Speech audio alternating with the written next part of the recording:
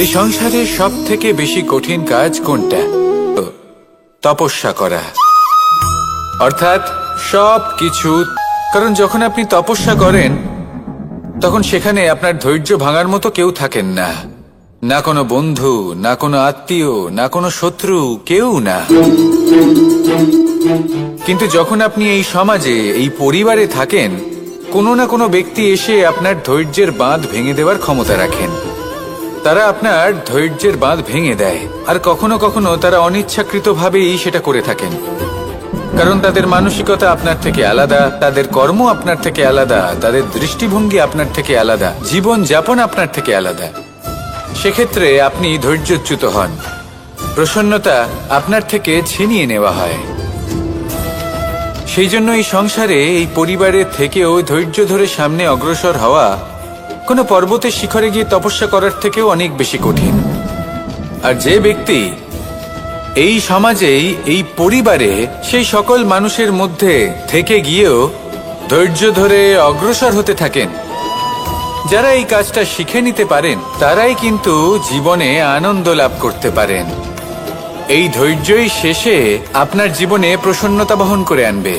তাই ধৈর্য ধরে জীবনের পথে অগ্রসর হন আর আমার সাথে ভালোবেসে বলুন, রাধা রাধা। কর্ম এবং ফল। মানুষের স্বভাব হলো এটাই যে তিনি নিজের প্রত্যেক পরিশ্রমের প্রতিফল প্রার্থনা করেন। বেশিরভাগ সময় এই ফলাফলের চিন্তা করতে করতে, কল্পনা করতে করতে উনি কর্ম করতে থাকেন, যে আমি এই কাজটা করলে এই ফল পাবো। সেই সব কল্পনা করতে থাকেন যা না তার হাতে আছে, না আছে অধিকার, আর না আছে নিয়ন্ত্রণ। উনি শুধু নিজের কর্ম করতে পারেন। উনি কি ফল পাবেন তা তার হাতে কখনোই নেই। তাই আপনিও শুধুমাত্র কর্ম করতে থাকুন, ফলের চিন্তা করবেন না। মনে রাখবেন, শিকড় এবং শাখা যেভাবে একে অপরের সাথে জড়িয়ে, সেইভাবেই একে অপরের সাথে জড়িয়ে কর্ম এবং ফল। যেরকম কর্ম আপনি করবেন, সেরকম ফল আপনি অবশ্যই পাবেন। তাই এই ফলের আশায় কর্মের সময় কখনোই নষ্ট করবেন না। কারণ যে ব্যক্তি সময় নষ্ট করেন, সময় সেই ব্যক্তিকে অবশ্যই নষ্ট করে দেয়। কর্ম করুন নিঃস্বার্থভাবে, ফলের চিন্তা করবেন না, আর আমার সাথে ভালোবেসে বলুন, রাধা রাধা। দ্বিতীয় হলো আত্মবিশ্বাস। হেরে যাওয়া বস্তুও আবার জিতে নিতে পারবেন। যদি আপনার নিজের আত্মবিশ্বাস থাকে, তাহলে আপনি কখনো পরাজিত হবেন না। এবং তৃতীয় হলো অহংকার। জয়লাভ করার পরেও কিন্তু এটা আপনাকে পরাজিত করতে পারে। সেই জন্য জীবনে সঙ্গবদ্ধ হন, আত্মবিশ্বাস রাখুন, কিন্তু কখনোই অহংকার করবেন না। এই অহংকার আপনার থেকে সব কিছু কেড়ে নিতে পারে। এই অহংকারের জন্যই মথুরাপতি কংস নিজের পতনের দিকে অগ্রসর হয়েছিলেন। এই অহংকারকে ত্যাগ করুন আর আমার সাথে ভালোবেসে বলুন, রাধা রাধা। আমরা যখনই কোনো গাছের চারা রোপণ করি, তখন সবার আগে পরীক্ষা করে দেখি যে যেখানে আমরা চারা রোপণ করতে চলেছি সেখানকার মাটি আদৌ উর্বর কিনা, সেই মাটি সেই চারাকে বাড়তে সাহায্য করবে কিনা। যখন একটা চারা রোপণের আগে আমরা এত কিছু ভাবতে পারি, তাহলে কাউকে বিশ্বাস করার আগে আমরা কেন ভাবি না? জীবনে কখনো এই বিশ্বাসরূপী চারা কোথাও রোপণ করার আগে বোঝার চেষ্টা করুন যে যার ওপর আপনি বিশ্বাস করতে চলেছেন সে কি আদৌ আপনার বিশ্বাসের যোগ্য কি না। ভেবে দেখুন সেই ব্যক্তি ভবিষ্যতে গিয়ে আপনার বিশ্বাস ভাঙতে পারে কি না। এটাও ভেবে দেখুন যে যাকে আপনি বিশ্বাস করতে চলেছেন তাকে আপনি বিশ্বাস করলে নিজের জীবনের উদ্দেশ্যে আপনি অগ্রসর হতে পারবেন কি না। আর তার জন্য প্রয়োজন সঠিক সিদ্ধান্ত, পরখ করা, কোনটা উচিত কোনটা অনুচিত সেটা বোঝা। আর তাতে কিন্তু আপনি সন্দেহবাতিক হবেন না, তাতে আপনি আরো নিপুণ হয়ে উঠবেন। তাই যদি আপনি নিপুণ হয়ে উঠতে চান, তাহলে বোঝার চেষ্টা করুন, পরখ করে দেখুন, কোনটা উচিত কোনটা অনুচিত বুঝুন। আর বিশ্বাস তখনই করুন যখন আপনি 100% নিশ্চিত হবেন যে সে বিশ্বাসের যোগ্য। আসুন আমার সাথে ভালোবেসে বলুন, রাধা রাধা। রাধা কখনো কখনো আমার জন্য বড়ই সুগন্ধি আতর নিয়ে আসে, পারিজাত ফুলের মালা নিয়ে আসে আমার প্রসাধন করবে বলে, এবং আমার সব থেকে বেশি প্রিয় মাখন নিজে হাতে বানিয়ে পিষে নিতে হয়। তারপরে তার থেকে যে রস নিঃসৃত হয় সেই মনে রাখবেন, আপনি হলেন সেই দুধ যাকে মন্থন সহ্য করতে হবে মাখন হয়ে ওঠার জন্য। মনে রাখবেন, আপনি হলেন সেই ফুলের মতন যাদের পিষ্ট হতে হবে সুগন্ধি আতর হয়ে ওঠার জন্য, যাকে এই সংসার পছন্দ করে। কখনো কখনো জীবনে আপনার সাথে খারাপ শুধুমাত্র এই কারণে ঘটে যাতে আপনার শ্রেষ্ঠ রূপ এই সংসারের সামনে আসতে পারে।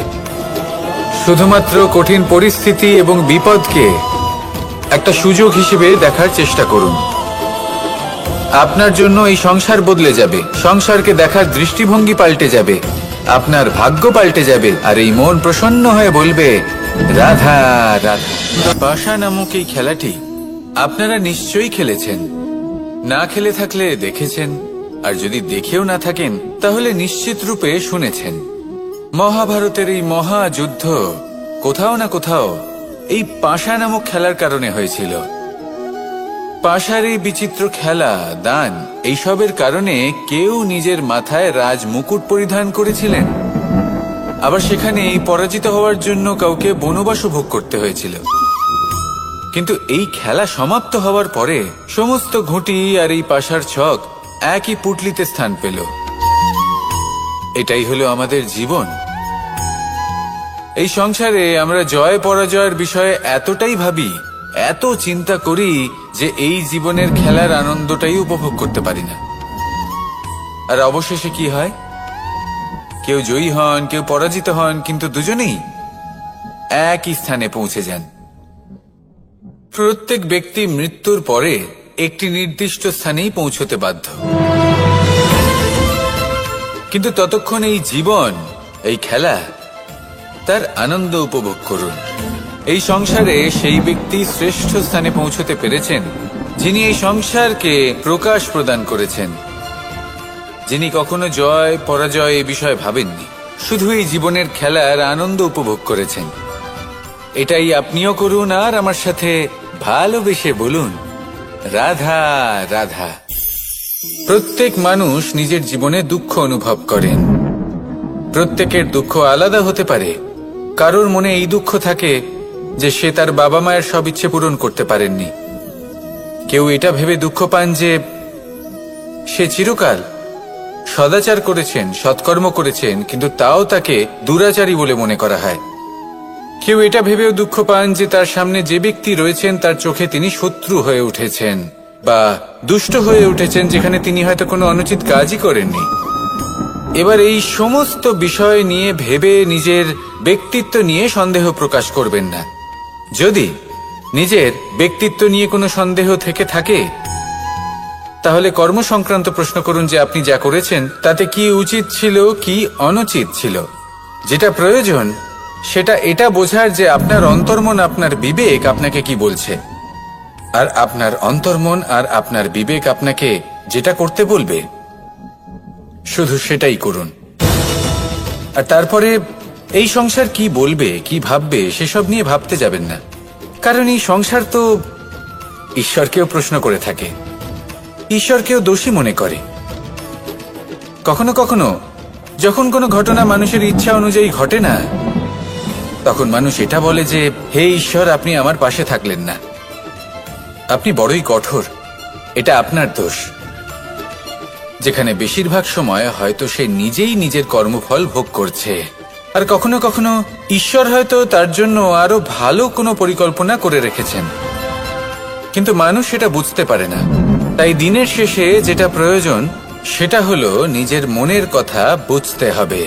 আপনার বিবেক কি বলছে শুধু সেটাই করুন, আর সামনে এগোতে থাকুন। আমার সাথে ভালোবেসে বলুন রাধা রাধা। পরিবর্তন, এটা হলো সৃষ্টির অমূল্য নিয়ম। এই সংসারে সবকিছু সময়ান্তরে পরিবর্তিত হয়, এই সময়ও পরিবর্তিত হয়। পরিবর্তন চিরকাল হয়ে এসেছে আর চিরকাল হতে থাকবে, কিন্তু এবার আমরা সেই পরিবর্তন কিভাবে লাভ করব যেটা আমাদের প্রয়োজন, যেটা আমরা চাই।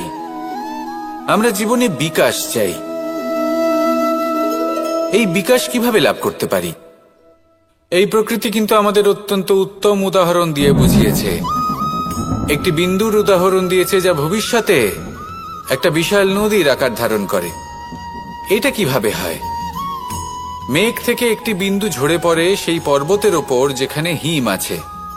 সেই হিমের সংস্পর্শে আসা মাত্র সেই বিন্দুর সাথে আরো বেশ কিছু বিন্দু যুক্ত হয়।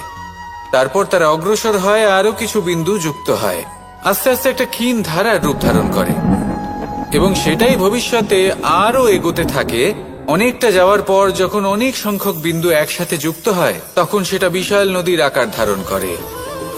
এবার আমরা মানুষ বলে আমাদের সাথে এই নিয়মের অন্যথা হয় তা নয়। আমরাও এই প্রকৃতির অংশ। আমাদের ক্ষেত্রেও একই নিয়ম প্রযোজ্য। যখন পরিশ্রম করে অনেক সংখ্যক বিন্দু আমরা একত্রিত করব তখনই পরিবর্তনের নদী প্রবাহিত হবে। প্রয়োজন হলো নিরন্তর পরিশ্রম করা এবং ধৈর্য ধরা। এটা করতে থাকুন, জীবনে সবকিছু লাভ করতে পারবেন। কারণ প্রকৃতি আমাদের এটাই শিখিয়েছে, আর আমরা এই ব্রহ্মরই একটি অংশ, যার দ্বারা এই ব্রহ্মাণ্ড নির্মিত। আসুন আমার সাথে ভালোবেসে বলুন, রাধা রাধা। কখনো এই প্রকৃতির দিকে তাকিয়ে থাকবেন। এই প্রকৃতি অনেক ধরনের শিক্ষা দেয়। কোন একটা গাছকে দেখুন কিভাবে সে মাটি থেকে জল শুষে নেয়। কিন্তু সে নিজে গ্রহণ করে না, এই সংসারকে প্রদান করে, যাতে পশু পাখি মানুষ তারা এই ফল গ্রহণ করে শক্তিশালী হয়ে উঠতে পারে, সুস্থ থাকতে পারে। সেভাবেই নদী, সরোবর এরা নিজেরাও কিন্তু নিজেদের জল গ্রহণ করে না, মাটিকে প্রদান করে, পশু পাখিকে প্রদান করে। সূর্য নিজেও নিজের জন্য প্রজ্বলিত হয় না, সে প্রকাশ ছড়িয়ে দিতে চায় আমাদের সবার কাছে, সে আলো পৌঁছে দিতে চায়। এই প্রত্যেকের কর্মে পরমার্থ নিহিত আছে, আর সেই জন্যই এদের সকলকে পুজো করা হয়। তাই মনে রাখবেন,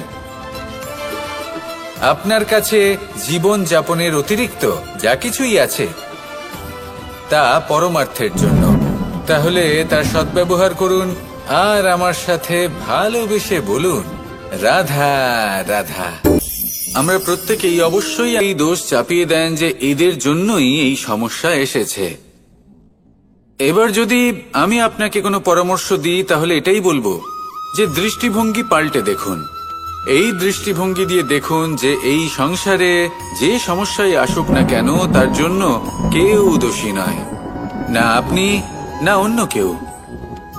এই পুরো খেলাটাই আপনার মানসিকতা, আপনার দৃষ্টিভঙ্গির, আপনার মনের। কিভাবে বোঝাচ্ছি? যখন আমাদের মন শক্ত থাকে তখন কঠিন থেকে কঠিনতর পরিস্থিতিও আমাদের জীবনে খুব বেশি হলে প্রতিস্পর্ধা হয়ে থেকে যায়। সেখানে যদি আমাদের মন দুর্বল থাকে তখন অল্প কঠিন পরিস্থিতিও আমাদের কাছে খুব বড় সমস্যা হয়ে যায়, তাই না?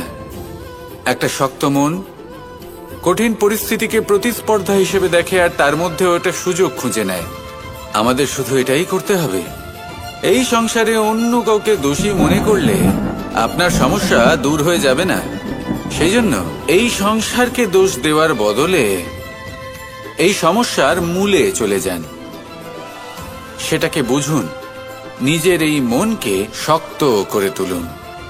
যদি আপনার মন শক্তিশালী হয় তাহলে এই সংসারে অনেক বড় বড় কঠিন থেকে কঠিনতর পরিস্থিতিও যদি আসে, আপনার জীবনে যতই বড় বড় সমস্যা আসুক না কেন আপনার লক্ষ্য লাভে বাধা দিতে পারবে না। আসুন আমার সাথে ভালোবেসে বলুন, রাধা রাধা। আমরা সবাই পাথর দেখেছি, পর্বতও দেখেছি, শুকনো পাতাও দেখেছি, শ্যামল বনানীও দেখেছি। কখনো ভেবেছেন পাথরের অস্তিত্ব কিন্তু ততক্ষণ পর্যন্ত যতক্ষণ সে পর্বতের গায়ে আটকে থাকে? যখন সেই পর্বত থেকে সেই পাথর ভিন্ন হয়ে যায় ও নিজের অস্তিত্ব হারিয়ে ফেলে আস্তে আস্তে, কখনো পাথর কেটে বা কখনো পিষ্ট হয়ে সেই পাথর আস্তে আস্তে মাটিতে পরিণত হয় এবং পূর্ণরূপে নিজের অস্তিত্ব হারিয়ে ফেলে। এটাই পাতার সাথেও হয়। এই পাতা যতক্ষণ গাছের ডালের সাথে যুক্ত ততক্ষণ তার অস্তিত্ব থাকে। যখনই ডাল থেকে বিচ্ছিন্ন হয় সেও নিজের অস্তিত্ব হারিয়ে ফেলে। আর এটাই আমাদের সাথেও হয়। যতক্ষণ আমরা নিজেদের আপনজনের সাথে যুক্ত থাকি আমাদের অস্তিত্ব বজায় থাকে। যখন আপনজনদের সাথে সম্পর্ক ছিন্ন করি তখন আমরাও আমাদের অস্তিত্ব হারিয়ে ফেলি। এবার এই সংসারের প্রত্যেক ব্যক্তি স্বতন্ত্র থাকতে চান, আর অনেক ব্যক্তি স্বতন্ত্র থাকবেন বলে আপনজনদের দূরে করে দেন আর তাদের সাথে এই সম্পর্ক ছিন্ন করেন। এটা কি সত্যি প্রয়োজন?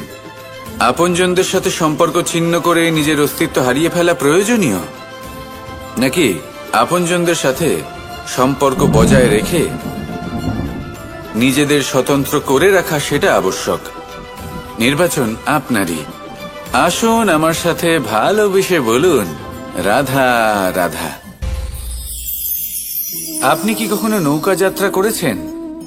করে না থাকলেও নিশ্চয়ই দেখেছেন যে এই জল যা নিজের অন্তরে সব কিছু সমাহিত করে নিতে পারে, এই নৌকা সেই জলের ওপরেই ভেসে থাকে। কোনো তফাৎ হবে না যে সেই ছিদ্র ছোট নাকি বড়, নৌকা ডুবে যাবে। এই ছিদ্র হলো আমাদের জীবনে আমাদের অপগুণ, আমাদের দোষ, আমাদের বিকার। কখনো এটা ভাববেন না যে এই দোষ খুবই ছোট, এতে কিছুই যাবে আসবে না। না, সেই ছোট দোষ, সেই ছোট বিকার যদি সেটাকে শুধরে না নেন তাহলে সেটা আপনাকে আপনার পতনের দিকে নিয়ে যাবে। শেষ পর্যন্ত এটা আপনার উপর নির্ভরশীল যে আপনি কি চান। আপনার জীবনের এই নৌকা এভাবেই ডুবে যেতে দেখবেন, নাকি নিজেকে শুধরে নিয়ে সেই নৌকার সেই ছিদ্রটাকে ভরিয়ে তুলতে চাইবেন? নির্বাচন আপনার। আসুন আমার সাথে ভালোবেসে বলুন, রাধা রাধা। জল, জলই পৃথিবীতে বেঁচে থাকার জন্য আবশ্যক তো বটেই, কিন্তু এই জল আমাদের একটা অত্যন্ত গুরুত্বপূর্ণ শিক্ষা প্রদান করে। কখনো এই জলকে দেখেছেন? যে পরিস্থিতিতেই এই জল প্রবাহিত হোক না কেন, এর উপর যা কিছুই প্রভাব থাকুক না কেন, এর পথে যতই বাধা আসুক না কেন, তার মধ্যে থেকে ও নিজের পথ ঠিক বের করে নেয়, কিন্তু নিজের প্রবাহ থামতে দেয় না, ক্রমাগত অগ্রসর হতে থাকে। সেরকমই একটা শিক্ষা যেটা আমরা জল থেকে পেয়ে থাকি তা হলো এটা, আমরা যখন জলের দিকে তাকাই তখন আমরা নিজের প্রতিবিম্ব দেখি, স্পষ্টভাবে দেখতে পাই, কিন্তু তখনই দেখতে পাই যখন এই জল শান্ত থাকে, স্থির থাকে। যদি এই জল অশান্ত হয়ে থাকে, স্থির না হয়, তাহলে আমরা এতে নিজের প্রতিবিম্ব দেখতে পাই না। এটাই আমাদের মনের সাথেও হয়ে থাকে। যখনই জীবনে কোনো সংকট আসে, যদি আমরা শান্ত মনে, স্থির মনে সিদ্ধান্ত নিই, তাহলে সেটা এমন একটা শীতল সিদ্ধান্ত হবে যেটা আমাদের ভবিষ্যৎকে একটা শ্রেষ্ঠ স্থানে নিয়ে যাবে। যদি এই মন অশান্ত হয়, বিচলিত হয়, পীড়িত হয়, দুঃখিত হয়ে থাকে, রুষ্ট হয়ে থাকে, তাহলে অনেক সময় আমরা এমন সিদ্ধান্ত নিই যেটা আমাদের জন্য অনুচিত প্রমাণিত হয়। যখন আপনি ক্রুদ্ধ ছিলেন বা দুঃখের বশে ছিলেন, তখন অনেক সময় হয়তো এমন সিদ্ধান্ত নিয়েছেন যেটার জন্য ভবিষ্যতে আপনি অনুশোচনা করেছেন।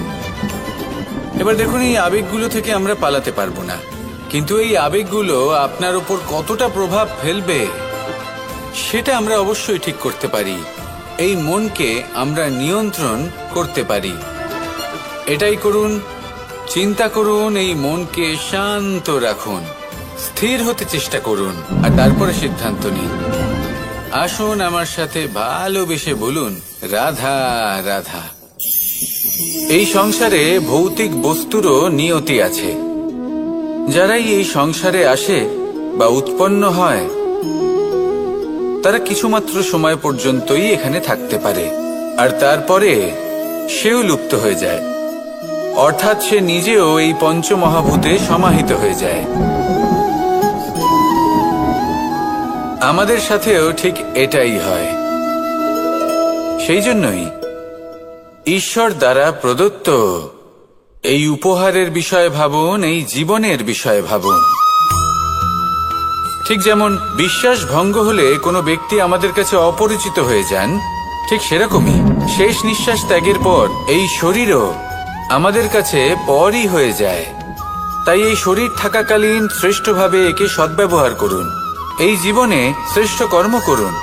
আর এই জীবনকে শ্রেষ্ঠভাবে যাপন করার জন্য কিছু কথা বোঝা প্রয়োজনীয়। যদি আপনি কারোর প্রশংসা করেন তাহলে পূর্ণ হৃদয় দিয়ে করুন।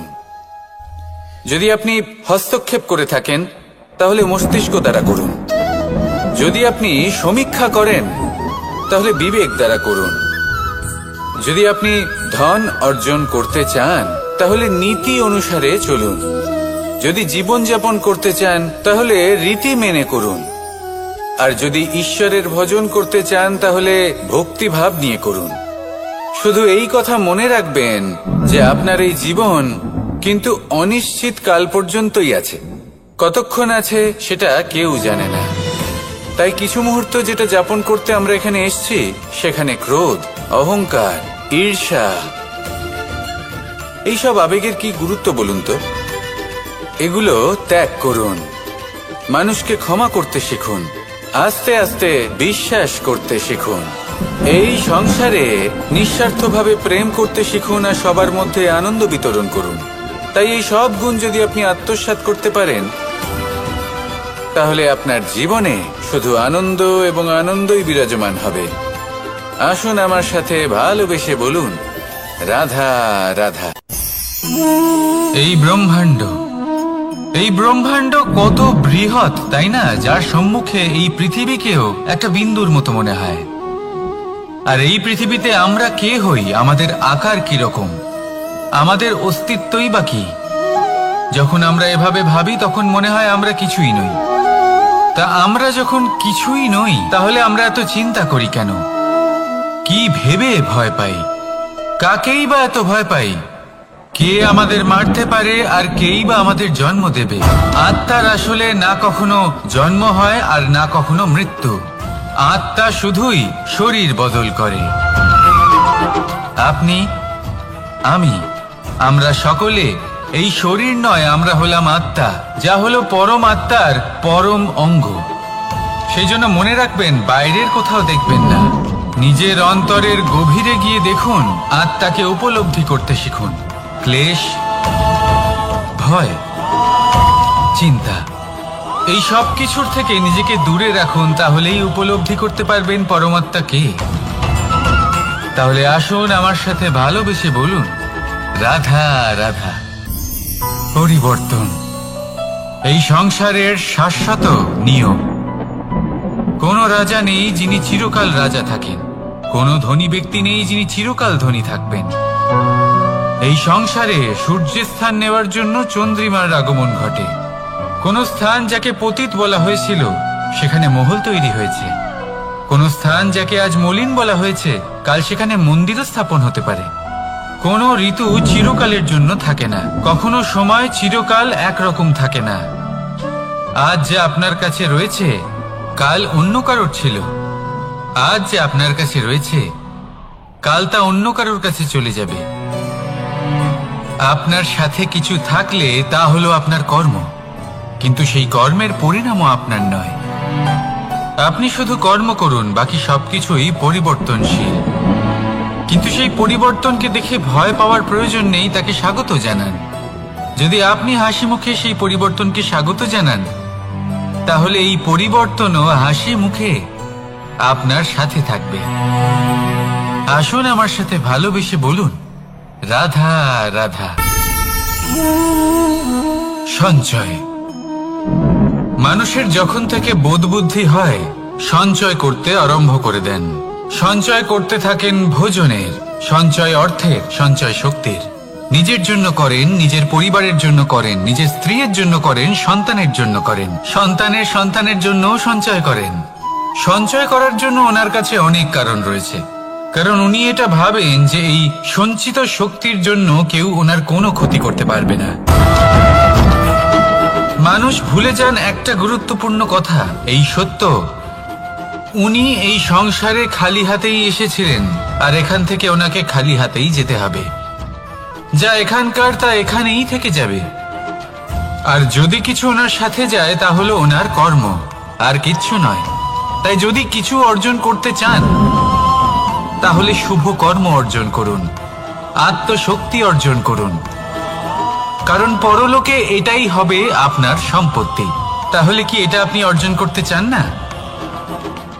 আসুন আর আমার সাথে ভালোবেসে বলুন, রাধা রাধা। সদিচ্ছা। দেখতে গেলে 3 অক্ষরে তৈরি এই শব্দ, কিন্তু সমস্ত ত্রিলোক তার উপরেই আধারিত। আপনি এই সংসারে এসেছেন, তখন অবশ্যই শ্বাস নেবেন, কিন্তু তার বদলে আপনাকে কিছু তো দিতেই হবে। আপনার উপর নির্ভর করছে আপনি কি দেবেন। কি দেবেন এই সংসারকে, এই সমাজকে, নিজের পরিবারকে, আর তার বদলে কি নেবেন?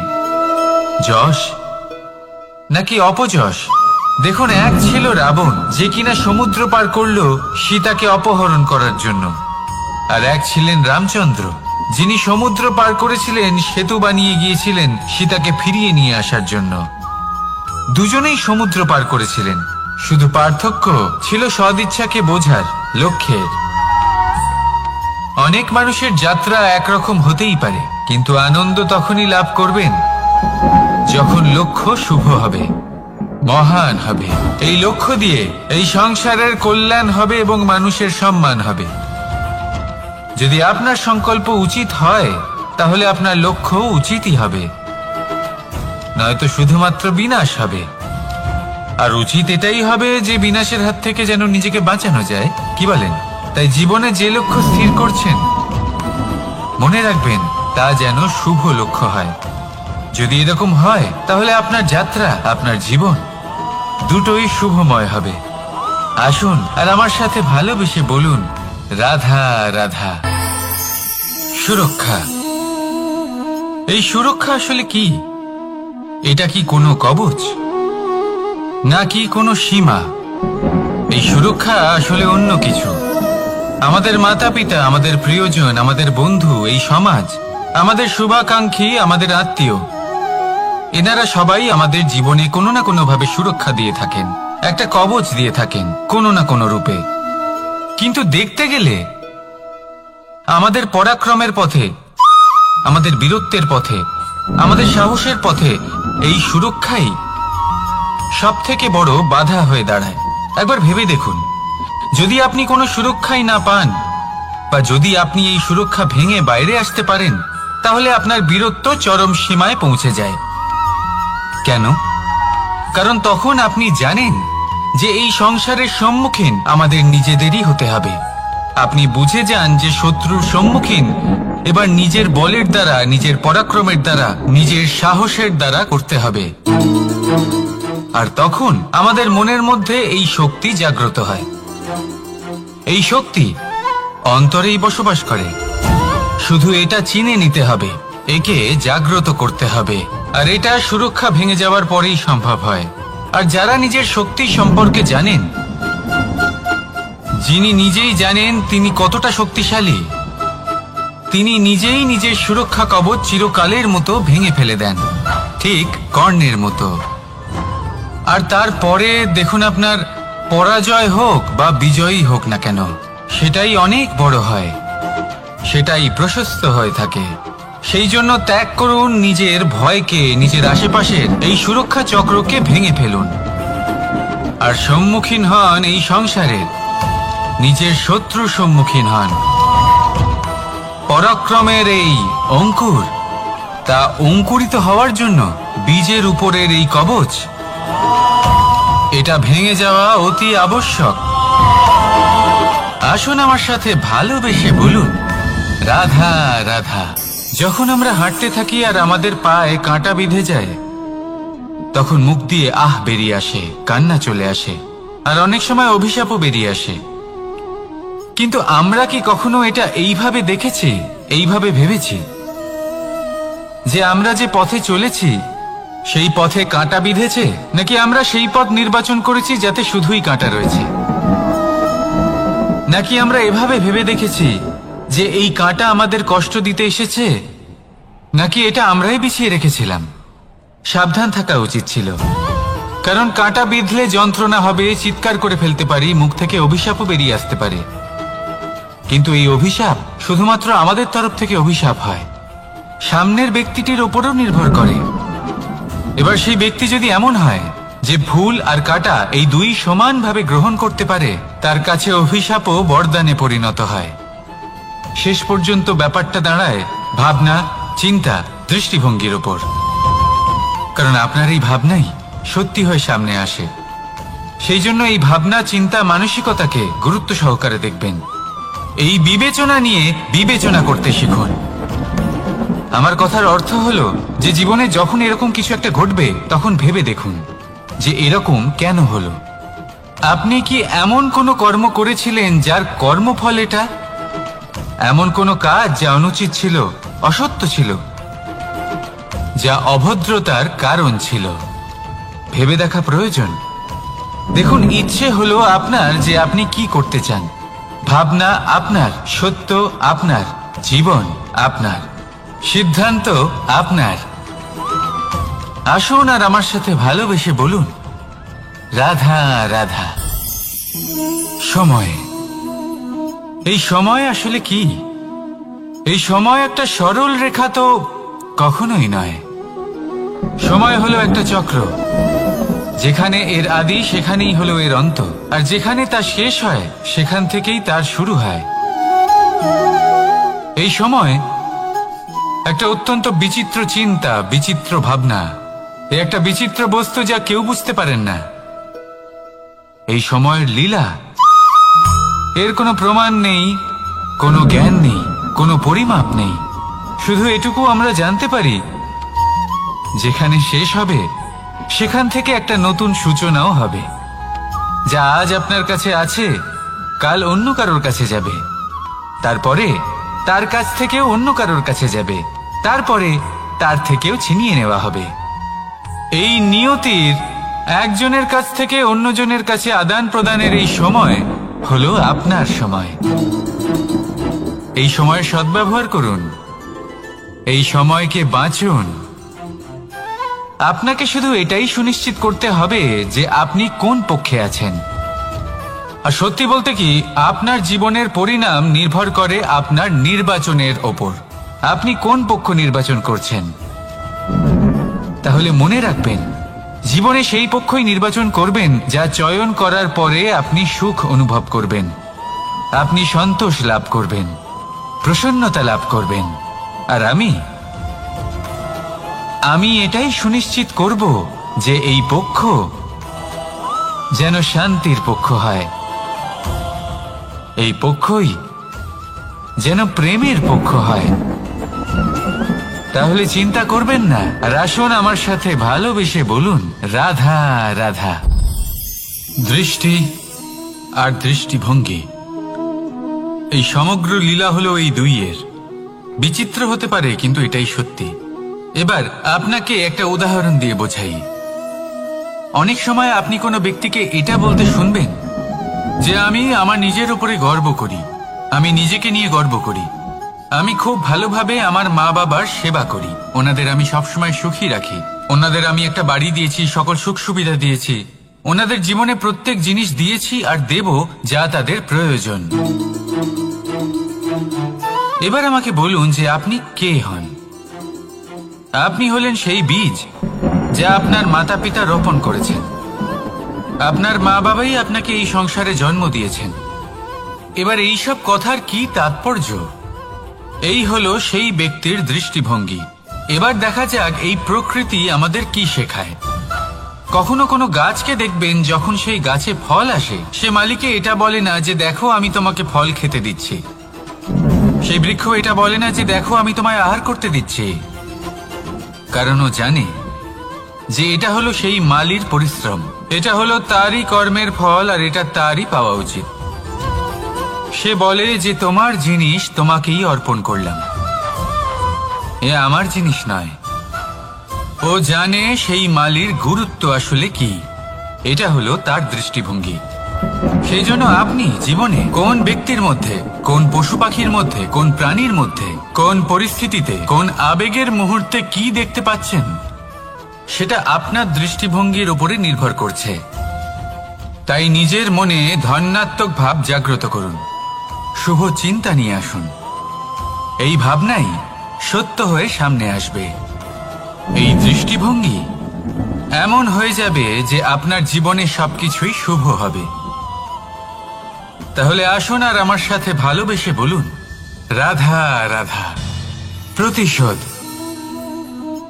অথবা কাউকে দুঃখ দেওয়ার ভাবনা, যদি এটা আপনার মনে থাকে তাহলে আপনি নিজের মনেই যন্ত্রণার একটা বিশাল বৃক্ষ রোপণ করছেন, এটা মনে রাখবেন।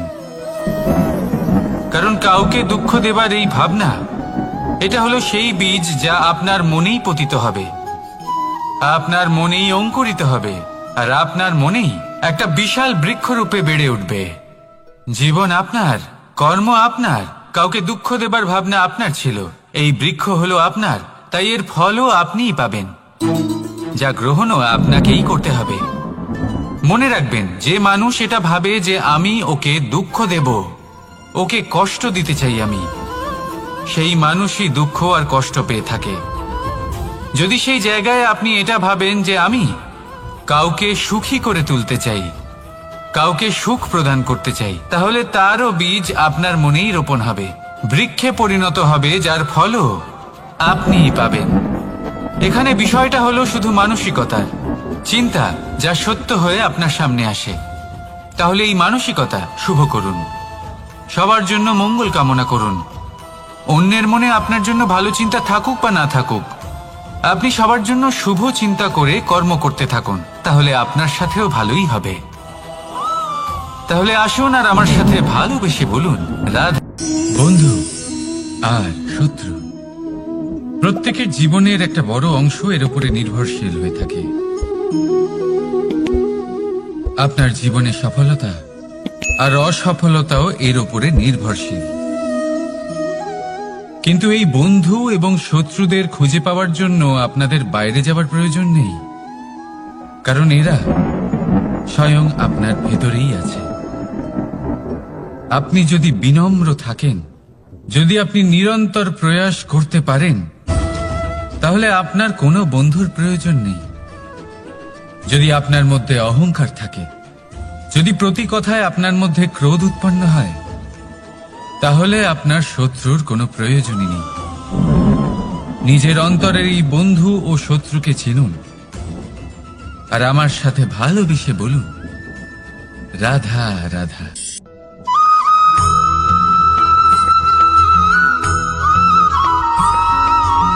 সংসারে সকলে উঁচুতে উঠতে চায়, কেউ নত হতে চায় না।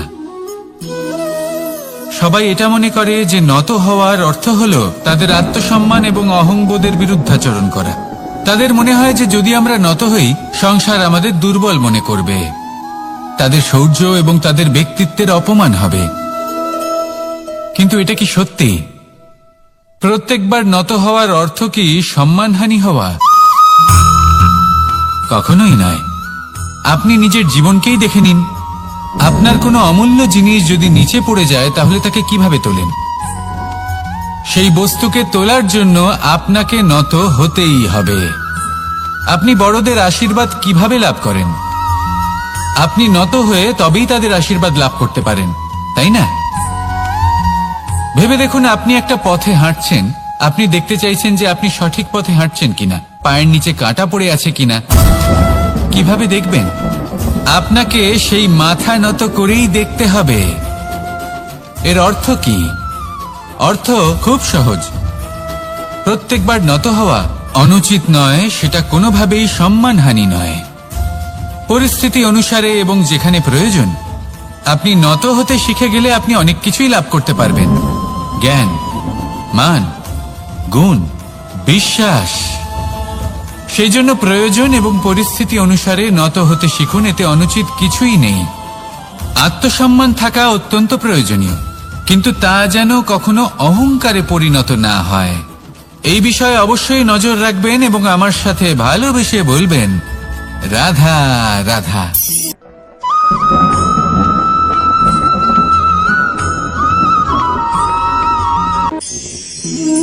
একে চিনতে পারলেন? একে কুঠার বলা হয়। আপনারা জীবনে কোথাও না কোথাও কোনো না কোনো রূপে এটা দেখেই থাকবেন। একটা ব্যাপার নিশ্চিত, এই কুঠার ছাড়া কোনো বৃক্ষকে কাটতে পারা সরল নয়। এবার আপনি কখনো এটা ভেবেছেন, এই কুঠার এর এই অংশ, এর মুখটাই যদি না থাকে তাহলে কি হবে? এ শুধুমাত্র কোনো বৃক্ষই নয়, তার কোনো ডালও কাটতে সক্ষম হবে না। এবারে ভাবুন, এই শুকনো কাঠের হাতল এ আমরা কোত্থেকে পেলাম? কোনো এক বৃক্ষ থেকেই। সেই ডাল যাকে কেটে ফেলা হয়েছিল এক বৃক্ষকে কাটার জন্য, এই ডালই শস্ত্ররূপে প্রস্তুত। আমাদের জীবনে আমাদের প্রিয়জন, আমাদের আপনজন যখন সময় কখনো কখনো তাদের সঙ্গ না দেয়, যদি তারা দৈন্য দশায় থাকেন, তাহলে তাদের সঙ্গ কখনো ছাড়বেন না। ওনাদের প্রয়োজন শুধুমাত্র মনোবল। তা তাদের দিন। তাদের সাহায্য করা আপনার কর্তব্য। হয়তো তাদের সাথে থেকে আপনার কোনো লাভ হবে না, কিন্তু তাদের দূরে থাকাতে আপনার ক্ষতি অবশ্যই হতে পারে। সর্বদা সাহায্য করুন। সঠিক সময় আসলে তা আপনার সহায়ক অবশ্যই হবে। রাধা রাধা।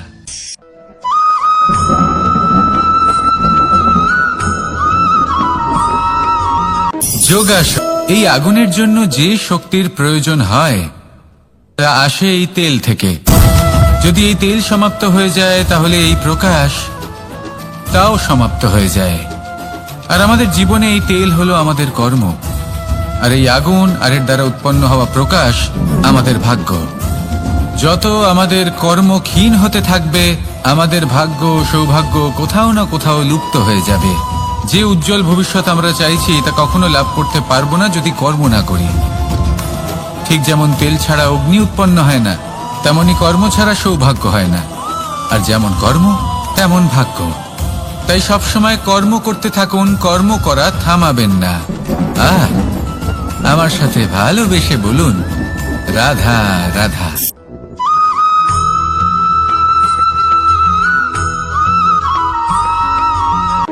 কোন ব্যক্তির ব্যক্তিত্ব কিভাবে তৈরি হয়? আপনার কি মনে হয় যে ব্যক্তি জন্ম থেকে তার স্বভাব নিয়ে জন্মায়, নাকি আপনার মনে হয় যে এই প্রকৃতি ব্যক্তির জন্য তার নিয়তি রচনা করে? না, এরকম একেবারেই হয় না। আমি আপনাকে বোঝাচ্ছি। যখনই বৃষ্টি পড়ে কোনো বিন্দুর দিকে দেখবেন। এবার এই বিন্দু যেখানে পড়ছে তার উপরে নির্ভর করছে তারপর কি হবে। যদি এই বিন্দু পড়ে কোনো ক্ষেতের ওপরে, তাহলে কোনো নতুন ফসলের জন্ম দেবে। যদি সে গরম কড়াইতে পড়ে তাহলে বাষ্পীত হবে। যদি সে কোনো সাপের মুখের ভেতরে পড়ে তাহলে বিষ তৈরি হবে। ঝিনুকের ভেতরে পড়লে মুক্তো তৈরি হবে। যদি কোনো পাতার ওপরে পড়ে তাহলে শিশির তৈরি হবে।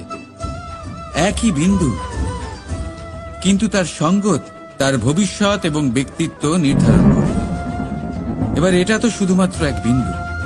তার কাজ হলো শুধুমাত্র পড়া। কোথায় সেটা সেও নির্ধারণ করতে পারে না। কিন্তু আপনি হলেন মানুষ। আপনি বাছাই করতে পারবেন যে আপনার সঙ্গী কারা হবে, কাদের সাথে আপনি মেলামেশা করে বড় হবেন। তাই তা ভালোভাবে করুন, কারণ এই নির্বাচন আপনার হাতে। কারণ এই জীবন আপনার, ভবিষ্যৎ আপনার। এবার আপনি মহান হতে চান কি না তার নির্ণয় আপনাকেই করতে হবে। আসুন আমার সাথে ভালোবেসে বলুন, রাধা রাধা।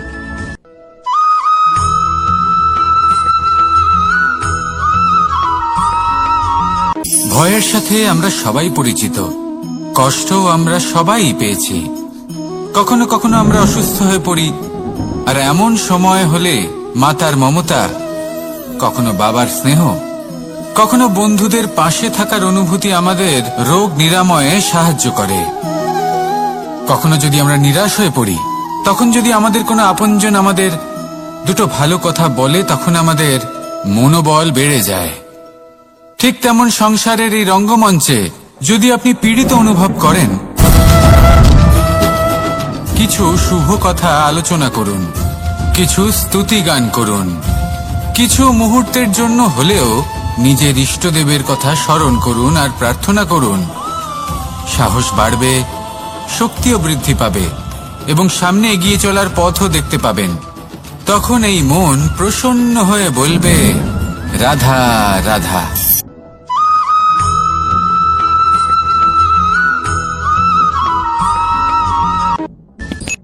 সূর্যের তাপ এতটাই প্রখর হয় তা সমস্ত বনস্পতিকে শুষ্ক করে দেয়। পুকুর হোক, নদী হোক, সরোবর হোক, সমস্ত শুষ্ক হয়ে যায়। কিন্তু আপনি কখনো শুনেছেন সূর্যের তাপে সমুদ্র শুকিয়ে গেছে? এমন কখনোই হয় না। আর এর পেছনেই লুকিয়ে রয়েছে এক অমূল্য জীবনের শিক্ষা। সমুদ্রের মতো নিজেকে ধৈর্যশীল করে তুললে, নিজেকে সংযমী করে তুললে সূর্যের তাপ আপনার কোনো ক্ষতি করতে পারবে না। আপনার অন্তর থেকে সেই তাপ বাষ্পায়িত হয়ে মেঘ তৈরি হয়ে সূর্যকে ঢেকে দেবে, আর তারপর হবে শুধু সাফল্যের বৃষ্টি। তাহলে আসুন আর আমার সাথে ধৈর্যের সাথে বলুন, রাধা রাধা।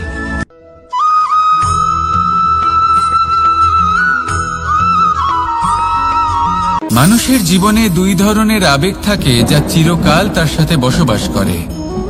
প্রথম, স্বপ্ন।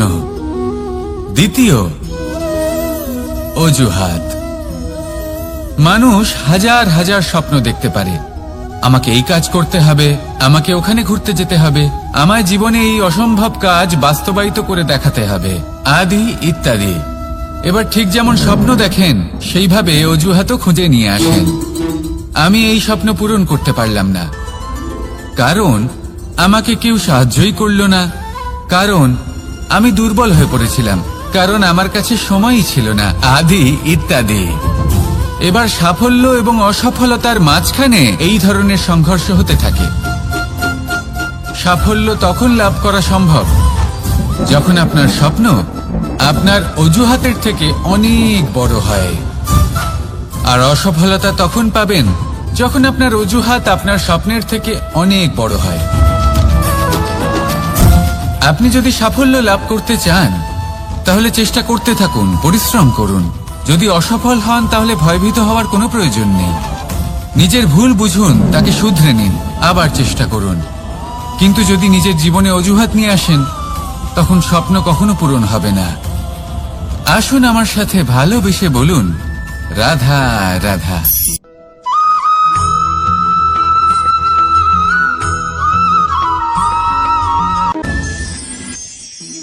মানুষ অসুস্থ কেন হন? শারীরিক দুর্বলতার কারণে? না, মানুষ অসুস্থ হন তার মানসিকতার কারণে, তার বিবেকের কারণে, তার কর্মের কারণে, তার ক্রোধের কারণে। আর যখন কেউ সুস্থ হন, ঠিক হয়ে যান, তার মানে এটা নয় যে শুধু ওষুধের জন্য তিনি সুস্থ হয়েছেন। না, এটা কারোর তার প্রতি প্রেমের প্রভাব, বিশ্বাসের প্রভাব, সম্বলের প্রভাব। শুধুমাত্র ওষুধ দিয়ে কিছুই হয় না। যদি মনে প্রেম থাকে, বিবেক থাকে, বিশ্বাস থাকে, সম্বল থাকে, তবেই সেই ওষুধ কাজ করতে পারে। তাই মনে রাখবেন, এই জীবন হলো অত্যন্ত ছোট। মনে প্রেম ভাব রাখুন, মিত্রতা করুন, শত্রুতা নয়। ভালোবাসুন, বিদ্বেষ নয়। আর এই ভালোবাসার সাথেই বলুন, রাধা রাধা।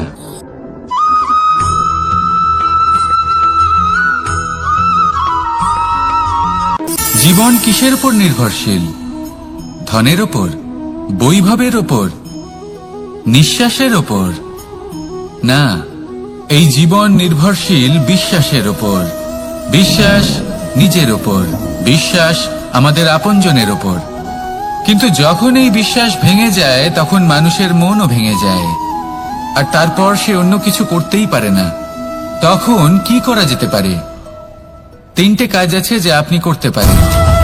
প্রথম, ভালোবাসা। যাকে আপনি ভালোবাসেন, যারা আপনাকে ভালোবাসে, ভুল যারই হোক না কেন, তার কাছে ক্ষমা চাইতে কখনোই সংকোচ বোধ করবেন না। দ্বিতীয় হলো বিশ্বাস। যারা আপনাকে ভালোবাসেন, আপনাকে বিশ্বাস করেন, তাদের বিশ্বাস কখনো ভাঙবেন না। তৃতীয় হলো আশা। যারা আপনাকে ভালোবাসেন, আপনাকে বিশ্বাস করেন, তাদের আশা আপনার সাথে জড়িত। তাদের থেকে কখনো কিচ্ছু লুকোবেন না। এই তিনটে কাজ করুন আর এই জীবন সুপ্রসন্ন হয়ে বলবে, রাধা রাধা।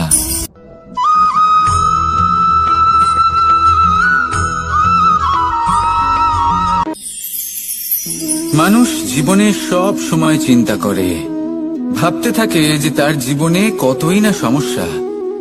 তারপরে নিজের আশেপাশে দেখে আর ভাবে যে সবাই কত প্রসন্ন, শুধু আমার জীবনেই সমস্যা আছে। কিন্তু বিষয়টা তা নয়। শুধু প্রত্যেক ব্যক্তিরই নয়, প্রত্যেক প্রাণীরও জীবনে সমস্যা আছে। এবার মানুষ একটা পাখিকে দেখে এটাই ভাবে যে এদের জীবন কতটা সহজ। কোনো দেশেরই সীমারেখা এদের ওপর লাগু হয় না। কোথায় থাকবে সেই নিয়েও কোনো ভাবনা নেই। কত শান্তির জীবন এদের। তারপর সে একটা পিঁপড়েকে দেখে আর এটা ভাবে, কি অসাধারণ, এদের তো সারা জীবনই মাটির উপরেই অতিবাহিত হয়, খাবারটাও মাটিতেই পেয়ে যায়। কি শান্তির জীবন এদের। কিন্তু যখন কোনো ঝড় আসে, তখন সবার আগে সেই পাখির বাসাটাই ঝড়ে ভেঙে যায়। এই পাখি যে শাখাতেই গিয়ে বসে পড়ুক, তাদের উপর সবসময় সংকট থাকে যে ওপর থেকে কোনো বড় পাখি এসে তাদের উপর প্রহার না করে, তারা নিজেদের প্রাণ না হারায়। আর যদি কথা বলি পিঁপড়েকে নিয়ে, এদের উপর সবসময় সংকট থাকে যে কোনোভাবে বাতাস বা জল এদের ভাসিয়ে না নিয়ে যায়, কোনো প্রাণী ওকে পা দিয়ে পিষে না দেয়, এই পিঁপড়ে পিষ্ট হয়ে না মারা যায়। দেখুন, সমস্যা প্রত্যেকের জীবনে রয়েছে আর এই সমস্যা আসতেই থাকবে। এর অর্থ এটা নয় যে এই সমস্যার সম্মুখীন হওয়া যায় না, এর সমাধানও সম্ভব নয়। প্রত্যেক সমস্যার সমাধান অবশ্যই আছে, শুধু শান্ত মনে সেটা খুঁজে বের করতে হবে। তাহলে সেটাই করুন, প্রত্যেক সমস্যার সমাধান করতে থাকুন। যত সমাধান করবেন, জীবন আনন্দময় হয়ে উঠবে। যদি সমাধান না করেন, তাহলে আজীবন দুঃখই পেতে থাকবেন। আসুন আমার সাথে ভালোবেসে বলুন, রাধা রাধা।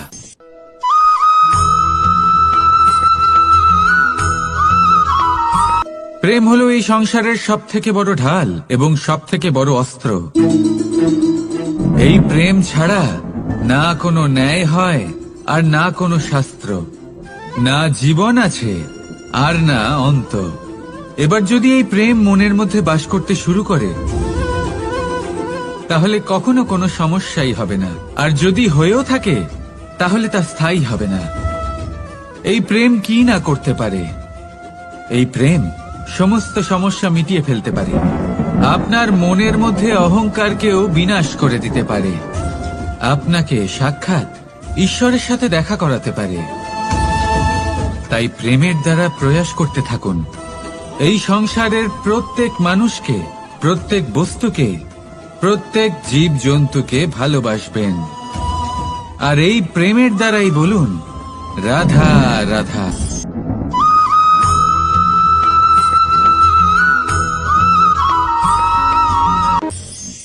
মানুষ এক অত্যন্ত বিচিত্র প্রাণী।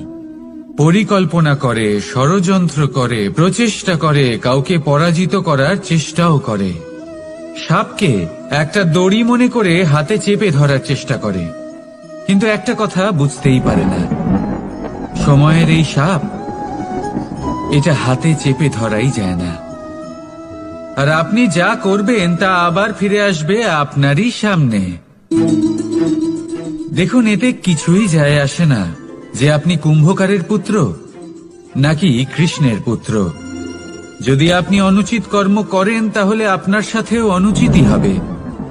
অশুভ কর্ম করলে আপনার সাথেও অশুভই হবে। কুরু বংশ অত্যন্ত মহান বংশ ছিল। এই কুরু বংশ কি হলো তার সাথে? একটা গোটা বংশ বয়ে গেল, কারণ ওনাদের উদ্দেশ্য অশুভ ছিল। অন্যদিকে 5 জন বনবাসী পাণ্ডব মহাভারত বিজয়ী হলেন, কারণ তাদের উদ্দেশ্য শুভ ছিল। তাই মনে রাখবেন, শুভ অগ্নি প্রজ্বলিত করবেন, শুভ তাপ সঞ্চার হবে। অশুভ অগ্নি প্রজ্বলিত করবেন, নরকেই জ্বলতে হবে। তাহলে আসুন আর আমার সাথে ভালোবেসে বলুন, রাধা রাধা।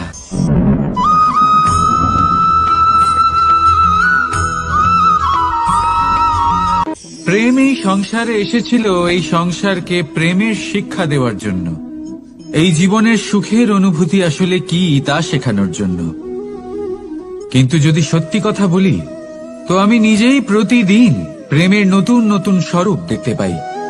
প্রেমের একটা নতুন অনুভূতি প্রত্যেক নতুন দিনে। আর তার কারণ হলো এই প্রেম অনন্ত, এ হলো দৈব। প্রেম হলো এই সংসারের সব থেকে বড় ঢাল এবং সব থেকে বড় অস্ত্র। এই প্রেম ছাড়া না কোনো ন্যায় হয় আর না কোনো শাস্ত্র, না জীবন আছে আর না অন্ত। এবার যদি এই প্রেম মনের মধ্যে বাস করতে শুরু করে, তাহলে কখনো কোনো সমস্যাই হবে না। আর যদি হয়েও থাকে, তাহলে তা স্থায়ী হবে না। এই প্রেম কি না করতে পারে? এই প্রেম সমস্ত সমস্যা মিটিয়ে ফেলতে পারে। আপনার মনের মধ্যে অহংকারকেও বিনাশ করে দিতে পারে। আপনাকে সাক্ষাৎ ঈশ্বরের সাথে দেখা করাতে পারে। তাই প্রেমের দ্বারা প্রয়াস করতে থাকুন। এই সংসারের প্রত্যেক মানুষকে, প্রত্যেক বস্তুকে, প্রত্যেক জীব জন্তুকে ভালোবাসবেন। আর এই প্রেমের দ্বারাই বলুন, রাধা রাধা।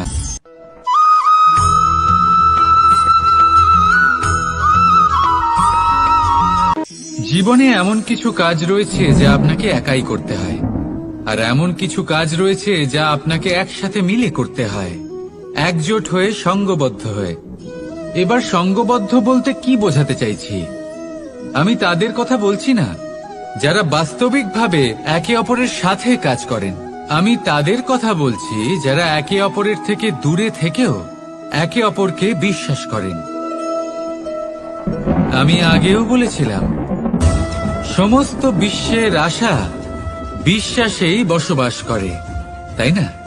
তাই যেখানে সমস্ত বিশ্ব আছে, সমস্ত সংসার আছে, সেইখানেই বিশ্বাস রয়েছে।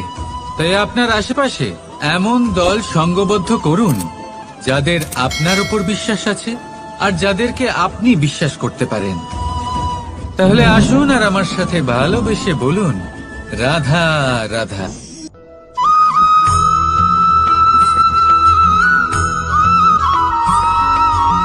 আমরা যে মানুষকে চাই, যাকে আমরা ভালোবাসি, তাকে একটা উপহার অবশ্যই দিতে চাই।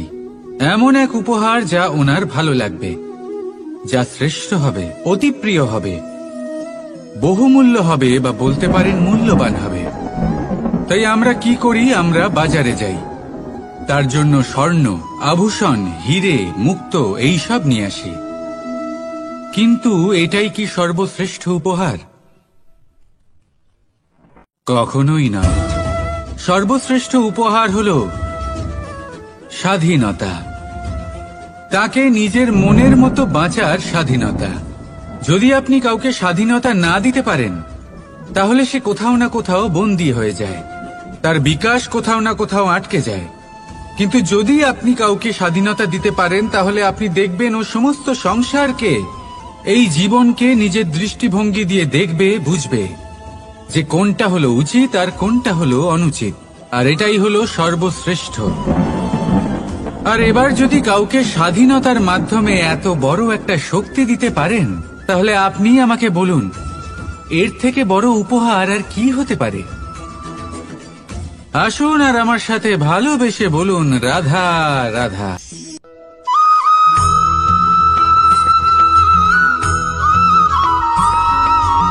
পিতা আর পুত্রের সম্পর্ক অত্যন্ত মধুর হয়ে থাকে। পিতা স্বপ্ন দেখেন, তাকে পূর্ণ করার সকল সম্ভাব্য চেষ্টা করেন, কিন্তু তাও অনেক সময় ওনার স্বপ্ন অপূর্ণ থেকে যায়।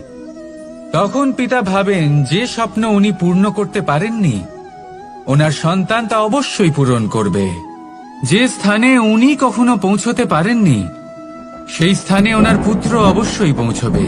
পিতা নিজের সন্তানের ভবিষ্যৎ নিয়ে সেই স্বপ্ন দেখেন, আর যখন সেই সন্তান সামনে এগোতে থাকে তখন তার দুঃখ হয় না, বরং গর্ব হয়। ওনার ভালো লাগে এটা দেখে যে ওনার সন্তান অনেক উন্নতি করছে। কিন্তু যখন সন্তান নিজের অভিভাবকের শক্তি দেখে, তার যশ দেখে হিংসা করতে থাকে, সমস্যা সেইখানেই শুরু হয়। সেই জন্য সকল সন্তানকে এটা মনে রাখতে হবে, দেখুন, পুত্র হবার সুবাদে এক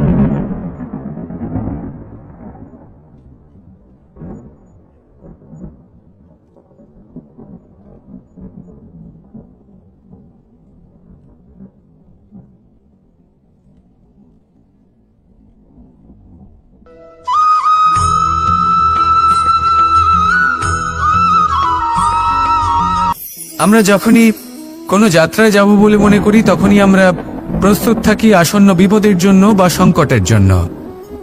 যেমন যদি আমাদের মনে হয় যে আজকের পরিবেশ খুব ঠান্ডা হবে, তাহলে আমরা গরম বস্ত্র ধারণ করি বা সেটাকে সাথে নিয়ে যাই। যদি মনে হয় যে বৃষ্টি হতে পারে বা বৃষ্টি হয়ে চলেছে আমরা দেখছি, তাহলে আমরা একটা ছাতা সাথে নিয়ে নিই। আমরা প্রস্তুত থাকতে চাই এবং এটাই উচিত, এবং সেই কারণেই আমরা যাত্রায় সাফল্য লাভ করি। কিন্তু যদি আমরা কথা বলি জীবনযাত্রা নিয়ে, যা কিনা সব থেকে বেশি গুরুত্বপূর্ণ, তাহলে তার জন্য আমরা পূর্ণরূপে প্রস্তুত থাকি না। আশেপাশের মানুষ, এই সমাজ, আমাদের সাথী, আমাদের মিত্ররা যে কোনো মুহূর্তে বদলে যেতে পারেন। সেই জন্য আমরা নিজেদেরকে কখনো সাবধান করি না, কখনোই নিজেদের প্রস্তুত করি না। আমাদের এটা কখনোই মনে হয় না যে এরকম হতে পারে, আর সেই কারণেই শেষে গিয়ে আমরা অত্যন্ত দুঃখ পাই। একটা অমূল্য শিক্ষা আছে যেটা আমাদের লাভ করা উচিত, সতর্ক থাকা উচিত। এই জীবনযাত্রার জন্য শুধুমাত্র এই পরিবেশের বিষয়ে তথ্য সংগ্রহ করা বা তাকে অনুমান করা এটুকু হলেই চলবে না। আমাদের আশেপাশের মানুষজনকে দেখতে হবে, তাদের স্বভাব পরিস্থিতির ওপর নজর রাখতে হবে। যখন তারা রং পাল্টাচ্ছেন নজর রাখতে হবে, তা অত্যন্ত আবশ্যক। পরিবর্তন আপনার জীবনে অবশ্যম্ভাবী, সঠিকভাবে তার সম্মুখীন হন। আসুন আমার সাথে ভালোবেসে বলুন, রাধা রাধা।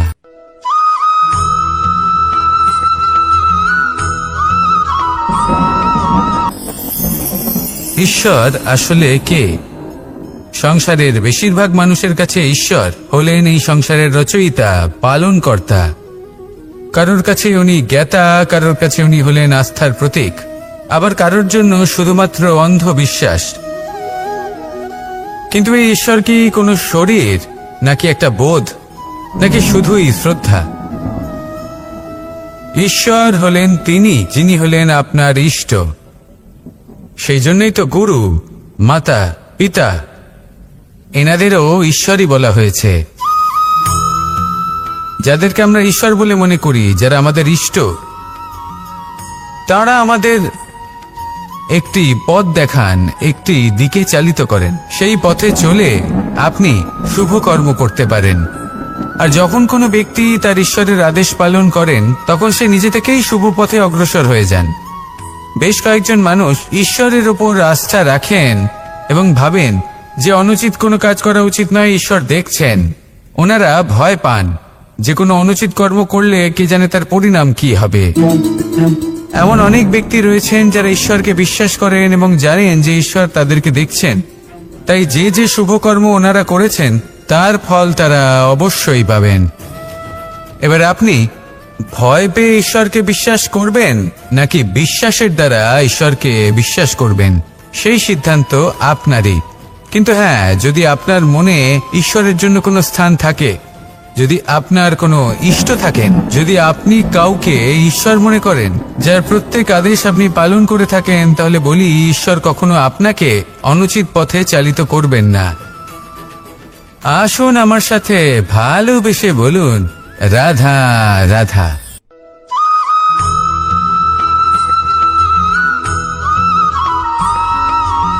আমি রথে যাত্রা করি।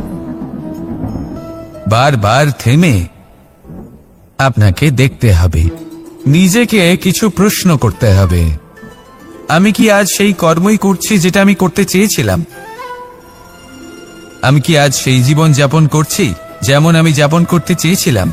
যদি এই প্রশ্নগুলোর উত্তর হ্যাঁ হয়, তাহলে এগোতে থাকুন, নয়তো থেমে যান এবং বিচরণ করুন। মনে রাখবেন, এই সংসার অত্যন্ত জটিল, আর এতে হারিয়ে যাওয়া অত্যন্ত সরল। সেই জন্য নিজে থেকে বারবার থামা এবং জীবন চিন্তন করা অত্যন্ত আবশ্যক। তাহলে সেটাই করুন, আর আমার সাথে ভালোবেসে বলুন, রাধা রাধা।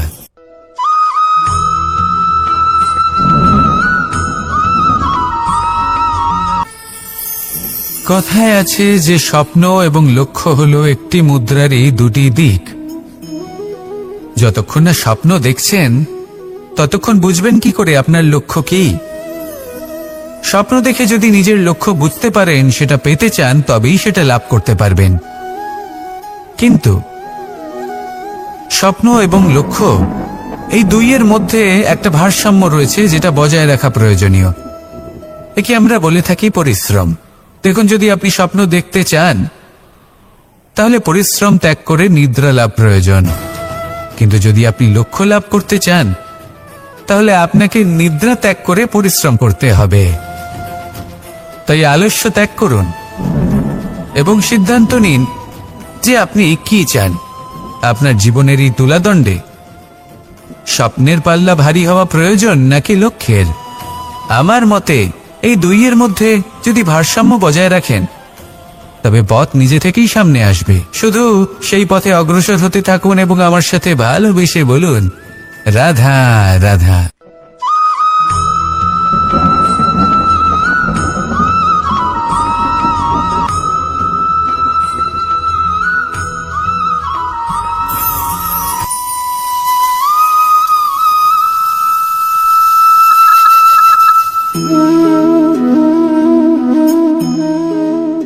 মোহনের বাঁশির এই সুর, এই সঙ্গীত কার না পছন্দ হয়? সবারই খুব ভালো লাগে। এবার এই সুর আসে কোথা থেকে?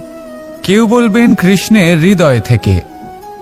সত্য কথা, এই সুর হৃদয় থেকে নির্গত হয় এবং প্রকট হয় এই বাঁশি থেকে।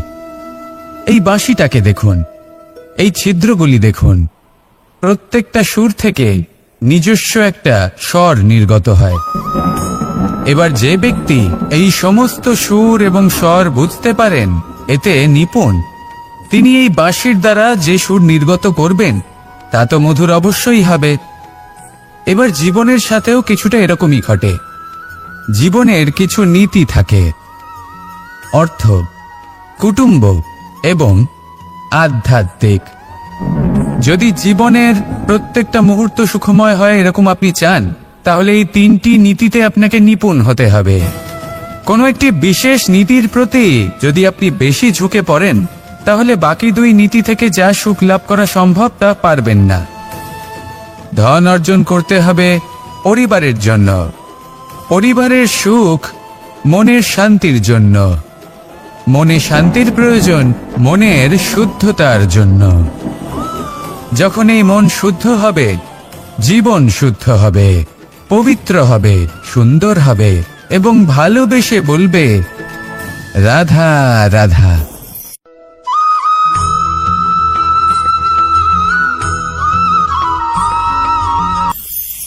আপনারা সবাই একটা গাছের পাতাকে দেখুন। যতক্ষণ পর্যন্ত ও গাছের সাথে, মানে গাছের ডালের সাথে জুড়ে থাকে, সে সবুজ থাকে, বাতাসের সাথে সে নড়তে থাকে। যতক্ষণ পর্যন্ত ও সূর্য থেকে পাওয়া রশ্মির শক্তি গাছে পৌঁছে দেয়, ততক্ষণ ও ডালের সাথে যুক্ত থাকে। কিন্তু যখন সেই পাতা শুকিয়ে যায়, তখন তার কোনো গুরুত্ব থাকে না। সেই পাতা গাছের ডালে এবং বৃক্ষের কাছে বোঝা হয়ে থেকে যায়। এবং এমন এক সময় আসে যখন সেই ডালটি শুকনো সেই পাতাকে পরিত্যাগ করে। এটাই আমরা এই প্রকৃতিতে দেখি এবং এটাই হলো সত্য। আর এটাই আমাদের জীবনে খুব বড় একটা শিক্ষা। যদি আপনিও নিজের জীবনে নিজের আপনজনদের কাছে বোঝা স্বরূপ হয়ে দাঁড়ান, তাহলে তারা আপনাকে যতই ভালোবাসুক না কেন, ওনারা যদি নাও চান, তাহলেও এমন এক দিন আসবে যখন আপনার আপনজন আপনাকে পরিত্যাগ করবে। সেই জন্য সবসময় আত্মনির্ভর হয়ে ওঠার চেষ্টা করুন, নিরন্তর পরিশ্রম করতে থাকুন, কারোর উপর বোঝা হয়ে থাকবেন না, বরং তার সাথে মিলে দায়িত্ব পালন করুন। এমনটা করবেন, তাহলে আপনার সম্মানও বজায় থাকবে এবং সম্পর্কের মধ্যে আপনার মূল্যও বজায় থাকবে। আসুন আর আমার সাথে ভালোবেসে বলুন রাধা রাধা।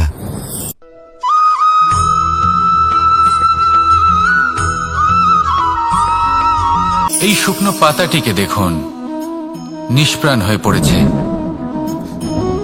কোনো একটা সময় এই পাতাটি একটা গাছের ডালে ছিল। সেই গাছ ওর লালন পালন করত। যখন যখন বাতাস বইত, এই পাতায় কম্পন দেখা দিত, মনকে প্রফুল্ল করে তুলত। কোনো একদিন এই পাতা গাছের ডাল থেকে ঝরে পড়ে গেল। নিঃসন্দেহে ও নিজের স্বাধীনতা পেল, কিন্তু আস্তে আস্তে শুকিয়ে গেল, নিষ্প্রাণ হয়ে গেল। দেখুন, আমি এই কথা বলছি না যে স্বাধীনতা অনুচিত, কখনোই না। কিন্তু যে কোনো পরিস্থিতিতে স্বাধীন হতে চাওয়া এটা নিশ্চিতরূপে অনুচিত। আমরা যদি আমাদের জীবনে পরিবারের গুরুত্ব ভেবে দেখি, তাহলে এই পরিবারে যতই মতভেদ থাকুক না কেন, যতই মনোমালিন্য থাকুক না কেন, যতই বিবাদ থাকুক না কেন, এই সব মিটিয়ে নেওয়া অত্যন্ত প্রয়োজনীয়।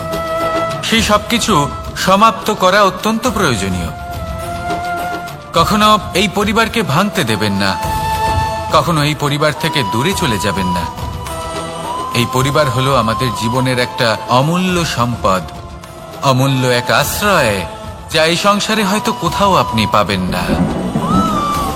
তাই একে আগলে রাখুন। ভেবে নিন আপনি পাতা আর আপনার পরিবার সেই গাছ। আসুন আমার সাথে ভালোবেসে বলুন রাধা রাধা।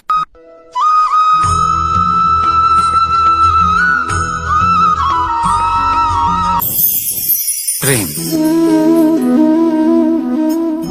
আড়াই অক্ষর, মাত্র আড়াই অক্ষরের এই শব্দ প্রেম, এর মধ্যে ত্রিলোকের এবং সমগ্র ব্রহ্মাণ্ডের বীজ নিহিত আছে। এমন কি আছে যা এই প্রেম করতে পারে না? যেখানে শক্তি এবং বিদ্যা প্রয়োগ করে আপনি কিছুই করতে পারবেন না, সেটাও প্রেম দ্বারা অর্জন করা সম্ভব। প্রেম চাইলে পাথরেও ফুল ফোটাতে পারে। প্রেম চাইলে ন্যাড়া পাহাড়ের বুক চিরে নদীপথ তৈরি করতে পারে। চাইলে নিরক্ষর ব্যক্তিকে সংসারের শ্রেষ্ঠ জ্ঞানী করে তুলতে পারে। শুধুমাত্র এই প্রেমের জন্য সবার দুষ্ট কানাই ঘনশ্যাম হয়ে উঠেছিল। শুধুমাত্র এই প্রেমের টানেই ত্রিলোকের স্বামী দ্বারকাধীশ নির্ধন সুদামার পদসেবাও করেছিলেন। এই প্রেম হলো সংসারের সবথেকে বড় শক্তি। এই সংসারের আধার হলো প্রেম। এমন কিচ্ছু নেই যা এই প্রেমের পক্ষে সম্ভব নয়। যেখানে বিদ্যা এবং শক্তি সাহায্য করতে পারে না, সেখানে এই প্রেম আপনাকে জয়ী করে দিতে পারে। তাহলে আসুন আর আমার সাথে ভালোবেসে বলুন, রাধা রাধা।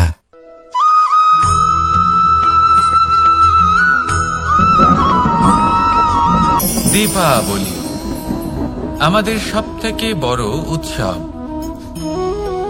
শ্রীরাম রাবণকে পরাস্ত করে 14 বছরের বনবাস কাটিয়ে আবার অযোধ্যায় ফিরে এলেন অমাবস্যার রাত্রে। অযোধ্যায় সবাই খুব প্রসন্ন ছিলেন, খুবই উৎসাহিত ছিলেন। অযোধ্যায় সহস্র প্রদীপ প্রজ্বলিত করা হয়েছিল এই উৎসবে। একে আমরা দীপাবলি বলে থাকি। এবার এই বিষয়ে আমরা সকলে জানি। আপনি কি এটা জানেন যে শ্রীরাম বাস্তবে অমাবস্যার এক রাত আগেই অযোধ্যায় পৌঁছে গেছিলেন? সবার সামনে অমাবস্যার রাতে এসেছিলেন। এর কারণ কি? শ্রীরাম প্রমাণ করতে চেয়েছিলেন যে যে কোনো সময়, দিন হোক বা রাত, শুভ বা অশুভ হয় না। শুভ অশুভ কিছু থাকলে তা হলো মানুষের চিন্তা, তার ভাবনা, তার নির্বাচন আর তার কর্ম। নিজেই দেখিনি। শ্রীরাম শুভ কাজ করে ফিরেছিলেন এবং অমাবস্যার মতো গভীর এক রাত্রিকেও দীপাবলিতে পরিবর্তিত করেছিলেন। এমনটাই যদি আমরা করতে পারি, তাহলে এমন কোন গৃহে যান যেখানে অসহায় ব্যক্তি রয়েছেন, যা অন্ধকারাচ্ছন্ন, আর সেখানে প্রকাশ প্রজ্বলিত করুন।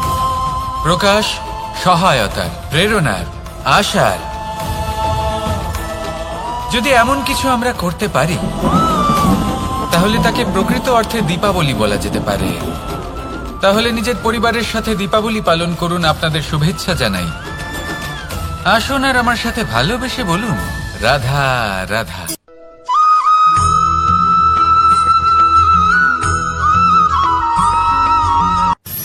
মানুষের এই জীবন, মানুষ জন্ম নেয়, একটা নির্দিষ্ট সময়ের পরে এই সংসার ত্যাগ করে চলেও যায়। এবার শুধু এটাই আবশ্যক নয় যে এই জীবনকালকে আপনি যাপন করবেন, শুধু এটাই গুরুত্বপূর্ণ নয়। আবশ্যক এবং গুরুত্বপূর্ণ হলো এটা যে এই জীবনকালে আপনি এমন কিছু করেন যাতে এই সংসারের মঙ্গল হয়, যাতে এই সংসার আপনাকে মনে রাখে, আপনার থেকে প্রেরিত হয়, আপনার মতো হতে চায়। প্রত্যেক বছর আপনার জন্মতিথির অপেক্ষা করে, এমনভাবে আপনার জন্মদিন পালন করে যাতে সেটা মহোৎসবের আকার ধারণ করে। এবার এই জন্মদিন এমনি এমনি মহোৎসবে পরিণত হয় না। তখন হয় না যখন কোনো ব্যক্তি রাজার রূপে বা কোনো গোয়ালার রূপে জন্মগ্রহণ করে। তখন পরিণত হয় যখন একজন মানুষ জন্মগ্রহণের পরে এই সংসারকে কোনো শিক্ষা দিয়ে যান। কিভাবে একজন মানুষ গোয়ালা থেকে রাজা হতে পারে, কিভাবে একজন মানুষ অসত্য থেকে সত্যের পথে চলতে শুরু করেন, অধর্ম থেকে ধর্মের পথে চালিত হতে পারেন, কিভাবে অন্ধকার থেকে প্রকাশের দিকে যেতে পারেন, কিভাবে নিজের আত্মাকে পরমাত্মার সাথে মিলিত করতে পারেন। তা সে রামনবমী হোক বা জন্মাষ্টমী হোক, তাদের জীবনের সাথে জড়িত প্রত্যেক মুহূর্ত একটা পরবের আকার ধারণ করে। তাহলে আপনিও এইভাবে নিজের জীবন যাপন করতে থাকুন। এই সংসারে শুধু ভালোবাসা বিতরণ করুন, কিছুটা এমন ভাবে বিতরণ করুন যাতে আপনি এই সংসার থেকে চলে যাওয়ার পরেও এই সংসারে আপনি শুধুই ভালোবাসা বিতরণ করতে পারেন। যদি আপনি এরকম করেন, সংসারকে প্রেরণা দেন, তাহলে আপনার জীবনও রাধা কৃষ্ণের প্রেমের মতোই অলৌকিক এবং দৈব হয়ে উঠবে। আসুন আর আমার সাথে ভালোবেসে বলুন, রাধা রাধা।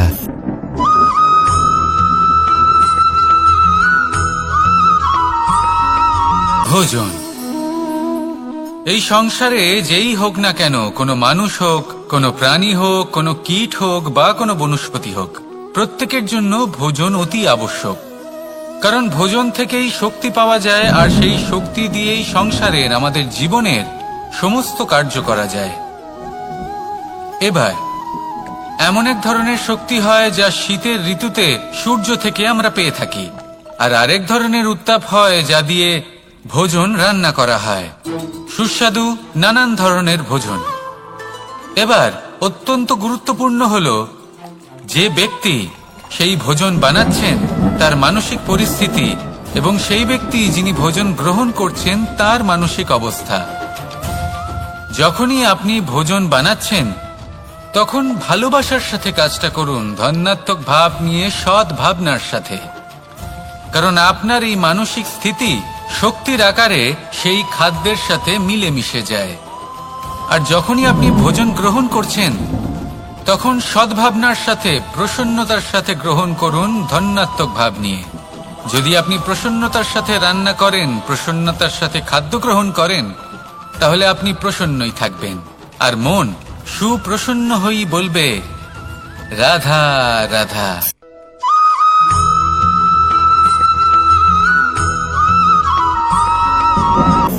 কথায় আছে সংসারে নাকি সকল রোগের ওষুধ আছে। যদি আপনি নিজের শরীরকে ভালোবাসেন তাহলে ব্যায়াম করুন, যদি নিজের নিঃশ্বাস প্রশ্বাসকে ভালোবাসেন তাহলে প্রাণায়াম করুন, যদি আপনি নিজের আত্মাকে ভালোবাসেন তাহলে ধ্যান করুন, কিন্তু যদি আপনি নিজের জীবনকে, পরমাত্মাকে ভালোবাসেন তাহলে সকলকে ভালোবাসতে থাকুন। এই ভালোবাসা অত্যন্ত গুরুত্বপূর্ণ এবং আবশ্যক। ভালোবাসার থেকে ভালো না কোনো ওষুধ আছে, না আছে কোনো আসন।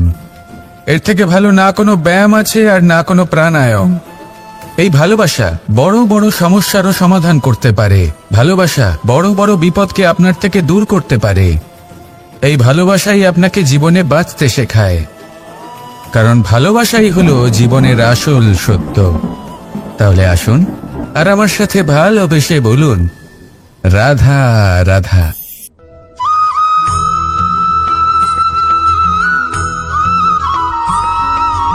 আমি মনুষ্যরূপে জন্ম নিয়েছি এবং সমস্ত কর্ম এই রূপেই করেছি, কিন্তু আশ্চর্যের বিষয় হলো যে আজও মানুষ আসেন এবং হাত জোড় করে প্রার্থনা করেন যেন আমি ওনাদের সহায়।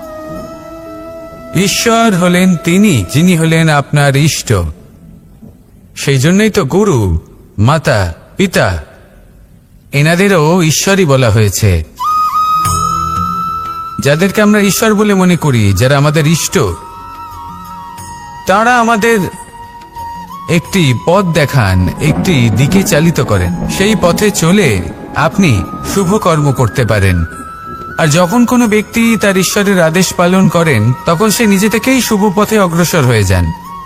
বেশ কয়েকজন মানুষ ঈশ্বরের উপর আস্থা রাখেন এবং ভাবেন যে অনুচিত কোনো কাজ করা উচিত নয়, ঈশ্বর দেখছেন। ওনারা ভয় পান যে কোনো অনুচিত কর্ম করলে কে জানে তার পরিণাম কি হবে। এমন অনেক ব্যক্তি রয়েছেন যারা ঈশ্বরকে বিশ্বাস করেন এবং জানেন যে ঈশ্বর তাদেরকে দেখছেন, তাই যে যে শুভ কর্ম ওনারা করেছেন তার ফল তারা অবশ্যই পাবেন। এবার আপনি ভয় পেয়ে ঈশ্বরকে বিশ্বাস করবেন নাকি বিশ্বাসের দ্বারা ঈশ্বরকে বিশ্বাস করবেন, সেই সিদ্ধান্ত আপনারই। কিন্তু হ্যাঁ, যদি আপনার মনে ঈশ্বরের জন্য কোনো স্থান থাকে, যদি আপনার কোনো ইষ্ট থাকেন, যদি আপনি কাউকে ঈশ্বর মনে করেন যার প্রত্যেক আদেশ আপনি পালন করে থাকেন, তাহলে বলি ঈশ্বর কখনো আপনাকে অনুচিত পথে চালিত করবেন না। আসুন আমার সাথে ভালোবেসে বলুন, রাধা রাধা।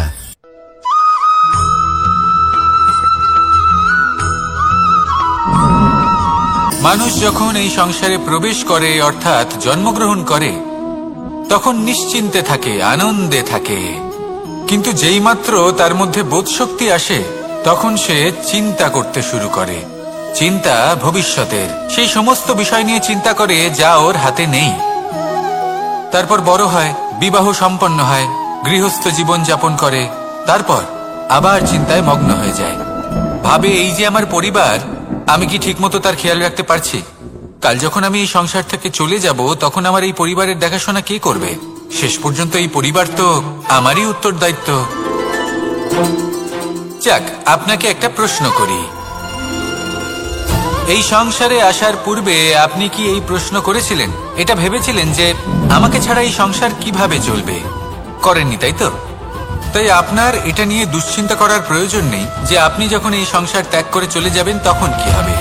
আপনি যখন ছিলেন না তখনও এই সংসার চলছিল, আপনি যখন এই সংসার ত্যাগ করবেন তখনও এই সংসার চলতে থাকবে। যদি কোনো বিষয়ের প্রভাব থাকে তা হলো আপনার আজকের তথা বর্তমানের কর্ম, অর্থাৎ আজ আপনি কি করছেন, কার জন্য মঙ্গল করছেন, কাকে প্রেরণা দিচ্ছেন, কাকে সাহায্য করছেন, কোন উদাহরণ প্রস্তুত করছেন। আপনি এই সংসারে যে ছবি অঙ্কন করবেন, সংসার সেটাই মনে রাখবে। তাহলে শুধু সৎকর্ম করুন, মঙ্গল করতে থাকুন, আর আমার সাথে ভালোবেসে বলুন, রাধা রাধা।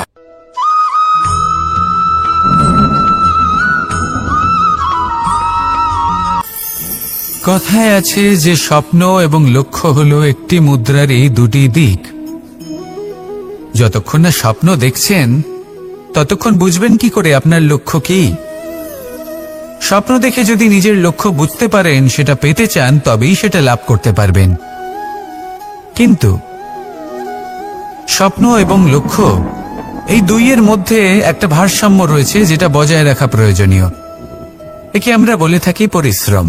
দেখুন, যদি আপনি স্বপ্ন দেখতে চান তাহলে পরিশ্রম ত্যাগ করে নিদ্রা লাভ প্রয়োজন।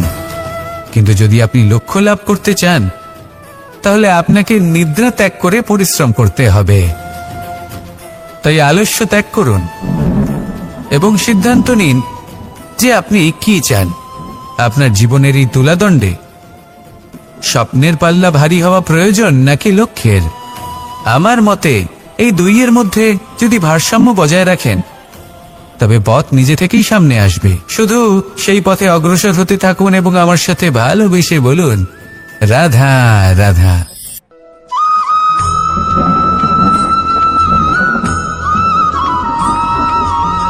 সংসারে আমাদের জীবনে যখন কোনো সুখ বা দুঃখ আসে, তার জন্য আমরা কাউকে না কাউকে অবশ্যই দায়ী করে থাকি, তাই না? এই ব্যক্তি আমাদের সাথে এরকম কাজ করেছেন, তাই আমার সাথে এমন হলো। ওই ব্যক্তি যদি এমনটা না করতেন তাহলে আজ আমি ওই স্থানে পৌঁছতে পারতাম। সবই আপনার দৃষ্টিভঙ্গির ওপর নির্ভরশীল, আর যদি আপনার দৃষ্টিভঙ্গি এমন হয় তাহলে তা অনুচিত।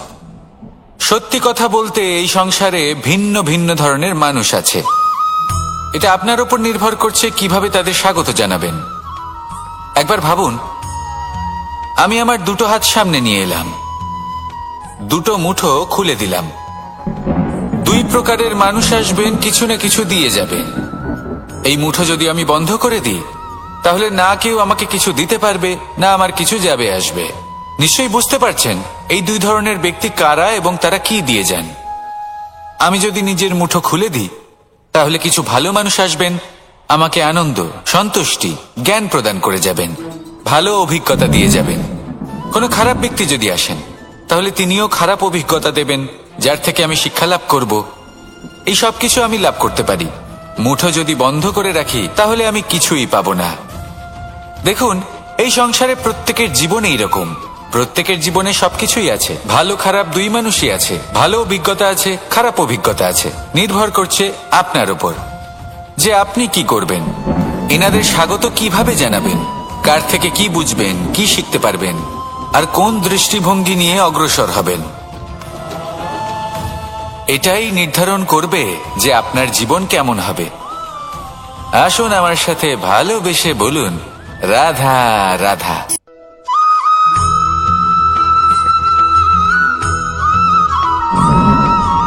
আমরা যখনই কোনো যাত্রায় যাব বলে মনে করি তখনই আমরা প্রস্তুত থাকি আসন্ন বিপদের জন্য বা সংকটের জন্য। যেমন যদি আমাদের মনে হয় যে আজকের পরিবেশ খুব ঠান্ডা হবে তাহলে আমরা গরম বস্ত্র ধারণ করি বা সেটাকে সাথে নিয়ে যাই। যদি মনে হয় যে বৃষ্টি হতে পারে বা বৃষ্টি হয়ে চলেছে আমরা দেখছি, তাহলে আমরা একটা ছাতা সাথে নিয়ে নিই। আমরা প্রস্তুত থাকতে চাই এবং এটাই উচিত, এবং সেই কারণেই আমরা যাত্রায় সাফল্য লাভ করি। কিন্তু যদি আমরা কথা বলি জীবনযাত্রা নিয়ে, যা কিনা সব থেকে বেশি গুরুত্বপূর্ণ, তাহলে তার জন্য আমরা পূর্ণরূপে প্রস্তুত থাকি না। আশেপাশের মানুষ, এই সমাজ, আমাদের সাথী, আমাদের মিত্ররা যে কোনো মুহূর্তে বদলে যেতে পারেন। সেই জন্য আমরা নিজেদেরকে কখনো সাবধান করি না, কখনোই নিজেদের প্রস্তুত করি না। আমাদের এটা কখনোই মনে হয় না যে এরকম হতে পারে, আর সেই কারণেই শেষে গিয়ে আমরা অত্যন্ত দুঃখ পাই। একটা অমূল্য শিক্ষা আছে যেটা আমাদের লাভ করা উচিত। সতর্ক থাকা উচিত। এই জীবনযাত্রার জন্য শুধুমাত্র এই পরিবেশের বিষয়ে তথ্য সংগ্রহ করা বা তাকে অনুমান করা এটুকু হলেই চলবে না। আমাদের আশেপাশের মানুষজনকে দেখতে হবে, তাদের স্বভাব পরিস্থিতির ওপর নজর রাখতে হবে।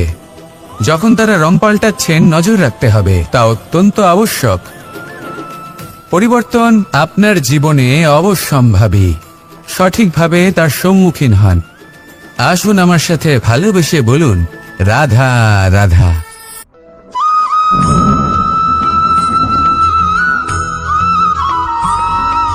জীবনে যখন কোনো ব্যক্তি নিজের লক্ষ্য প্রাপ্তির জন্য নিরন্তর পরিশ্রম করতে থাকেন, চেষ্টা করতে থাকেন, তখন তিনি কষ্ট অনুভব করেন। কখনো শারীরিক কষ্ট, কখনো মানসিক কষ্ট। এবার উনি এটা ভাবতে থাকেন যে আমি কি উচিত করছি নাকি অনুচিত করছি। কারণ অন্যদিকে এমন একজন ব্যক্তিও আছেন যিনি একদমই পরিশ্রম চেষ্টা করছেন না।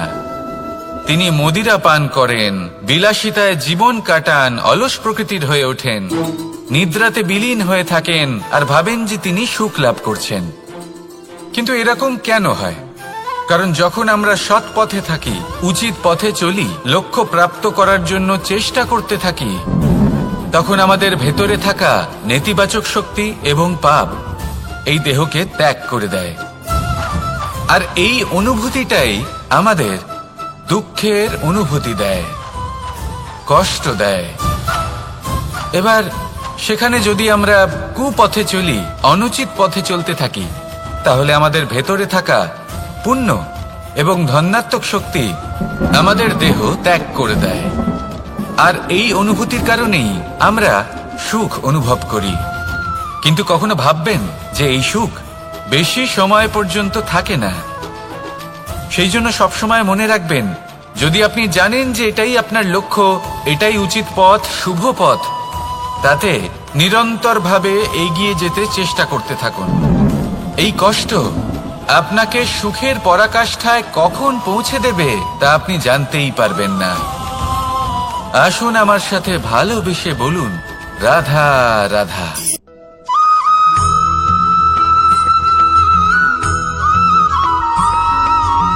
প্রতিনিধি ওই বৃক্ষের পাতাকেই মনে করা হতো, সব প্রশংসা ওই পাতাকেই করা হতো। যেখানে চোখের আড়ালে থাকা সেই জল মাটির নিচে থেকে নিঃস্বার্থভাবে নিজের কাজ করে যেত, সেই বৃক্ষকে শক্তি প্রদান করত।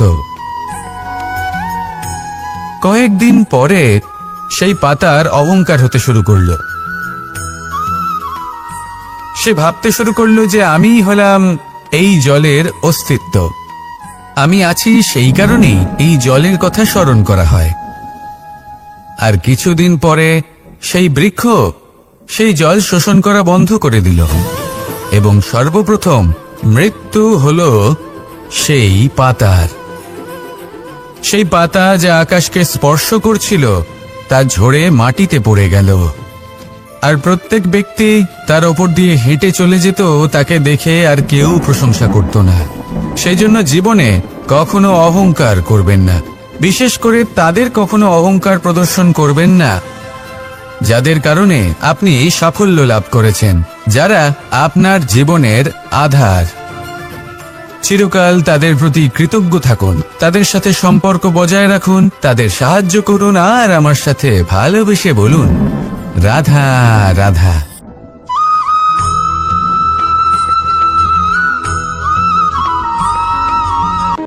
যখন আমরা হাঁটতে থাকি আর আমাদের পায়ে কাঁটা বিঁধে যায়, তখন মুখ দিয়ে আহ বেরিয়ে আসে, কান্না চলে আসে, আর অনেক সময় অভিশাপও বেরিয়ে আসে। কিন্তু আমরা কি কখনো এটা এইভাবে দেখেছি, এইভাবে ভেবেছি যে আমরা যে পথে চলেছি সেই পথে কাঁটা বিঁধেছে, নাকি আমরা সেই পথ নির্বাচন করেছি যাতে শুধুই কাঁটা রয়েছে? নাকি আমরা এভাবে ভেবে দেখেছি যে এই কাঁটা আমাদের কষ্ট দিতে এসেছে, নাকি এটা আমরাই বিছিয়ে রেখেছিলাম? সাবধান থাকা উচিত ছিল, কারণ কাঁটা বিঁধলে যন্ত্রণা হবে, চিৎকার করে ফেলতে পারি, মুখ থেকে অভিশাপও বেরিয়ে আসতে পারে। কিন্তু এই অভিশাপ শুধুমাত্র আমাদের তরফ থেকে অভিশাপ হয়, সামনের ব্যক্তিটির ওপরও নির্ভর করে।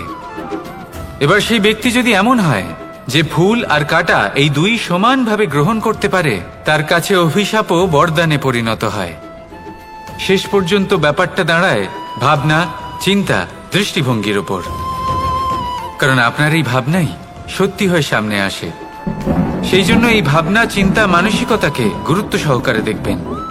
এই বিবেচনা নিয়ে বিবেচনা করতে শিখুন।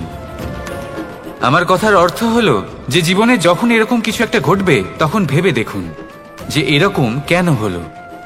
আপনি কি এমন কোনো কর্ম করেছিলেন যার কর্মফল এটা? এমন কোনো কাজ যা অনুচিত ছিল, অসত্য ছিল, যা অভদ্রতার কারণ ছিল? ভেবে দেখা প্রয়োজন। দেখুন, ইচ্ছে হলো আপনার যে আপনি কি করতে চান, ভাবনা আপনার, সত্য আপনার, জীবন আপনার, সিদ্ধান্ত আপনার। আসুন আর আমার সাথে ভালোবেসে বলুন, রাধা রাধা।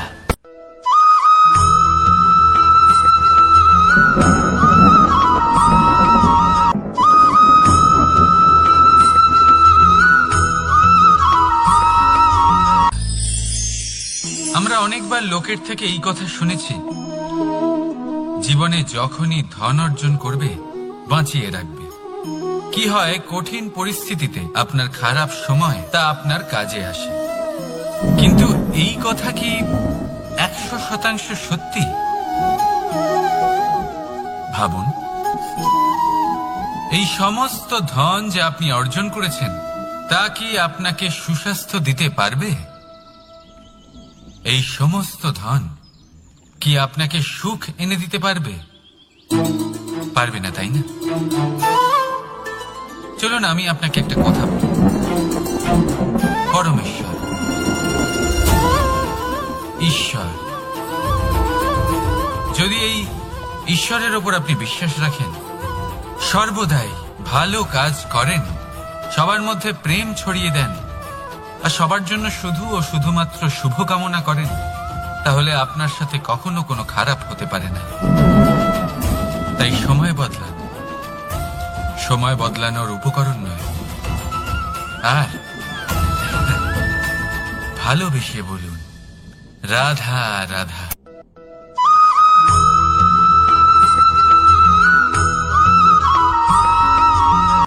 কর্ম এবং ফল দেখতে গেলে এই সমস্ত ব্রহ্মাণ্ড এই দুইয়ের মাঝেই স্থির হয়ে আছে। মানুষজন কর্ম করেন ভালো ফল লাভের আশায়, আর ভালো ফল লাভের আশায় উনি এটাই ভুলে যান যে উনি যে কর্ম করছেন তা কি করছেন। আমি বলেছিলাম কর্ম করুন ফলের চিন্তা না করে, কিন্তু কি কর্ম করছেন সেই বিষয়ে ভাবাটাও অত্যন্ত আবশ্যক। নয়তো অনেক সময় আমরা এমন কর্ম করে ফেলি যা না চাইতেও বিষে পরিণত হয়, যা হয়েছে দুঃশাসনের সাথে, দুর্যোধনের সাথে, গুরু দ্রোণের সাথে। একজনের মানসিকতা উচিত ছিল না, একজনের বিবেক উচিত ছিল না, আরেকজন যে পক্ষ নির্বাচন করেছিলেন সেই পক্ষ উচিত ছিল না। আর যা কিছু ওনাদের সাথে হলো, আপনার, আমার, আমাদের সকলের সাথে তা হতে পারে। আমি বলেছিলাম কর্ম করুন, ফলের চিন্তা করবেন না, কিন্তু এই কর্মের বিষয়ে বিচার করে দেখাটাও ততটাই আবশ্যক। দেখুন, কর্ম করার উচিত প্রক্রিয়া ফলের চিন্তা না করা, কিন্তু যদি আপনার কর্ম শুভ হয় তাহলে তার ফলও নিয়তি আপনাকেই দেবে। সর্বদা কর্ম করার সময় এটা ভাবুন যে আপনার এই কর্ম এই সংসারকে, এই সমাজকে, আপনার পরিবারকে, আপনার আশেপাশের মানুষজনকে কোন দিশায় নিয়ে যাবে। যদি এটা সবার জন্য মঙ্গলময় হয় তাহলে কর্ম করতে থাকুন। আর হ্যাঁ, নিশ্চিত রূপে ফলের চিন্তা করবেন না। আসুন আমার সাথে ভালোবেসে বলুন, রাধা রাধা।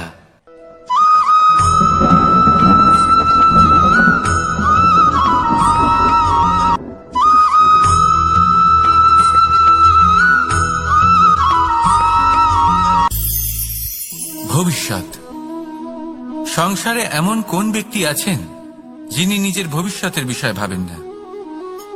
যে কেউ ভাবেন আমার ভবিষ্যৎ কিছু এরকম হবে, আমি ভবিষ্যতে এরকম কিছু একটা করব, এই সুবিধা থাকবে, এই আনন্দ পাবো, ইত্যাদি ইত্যাদি।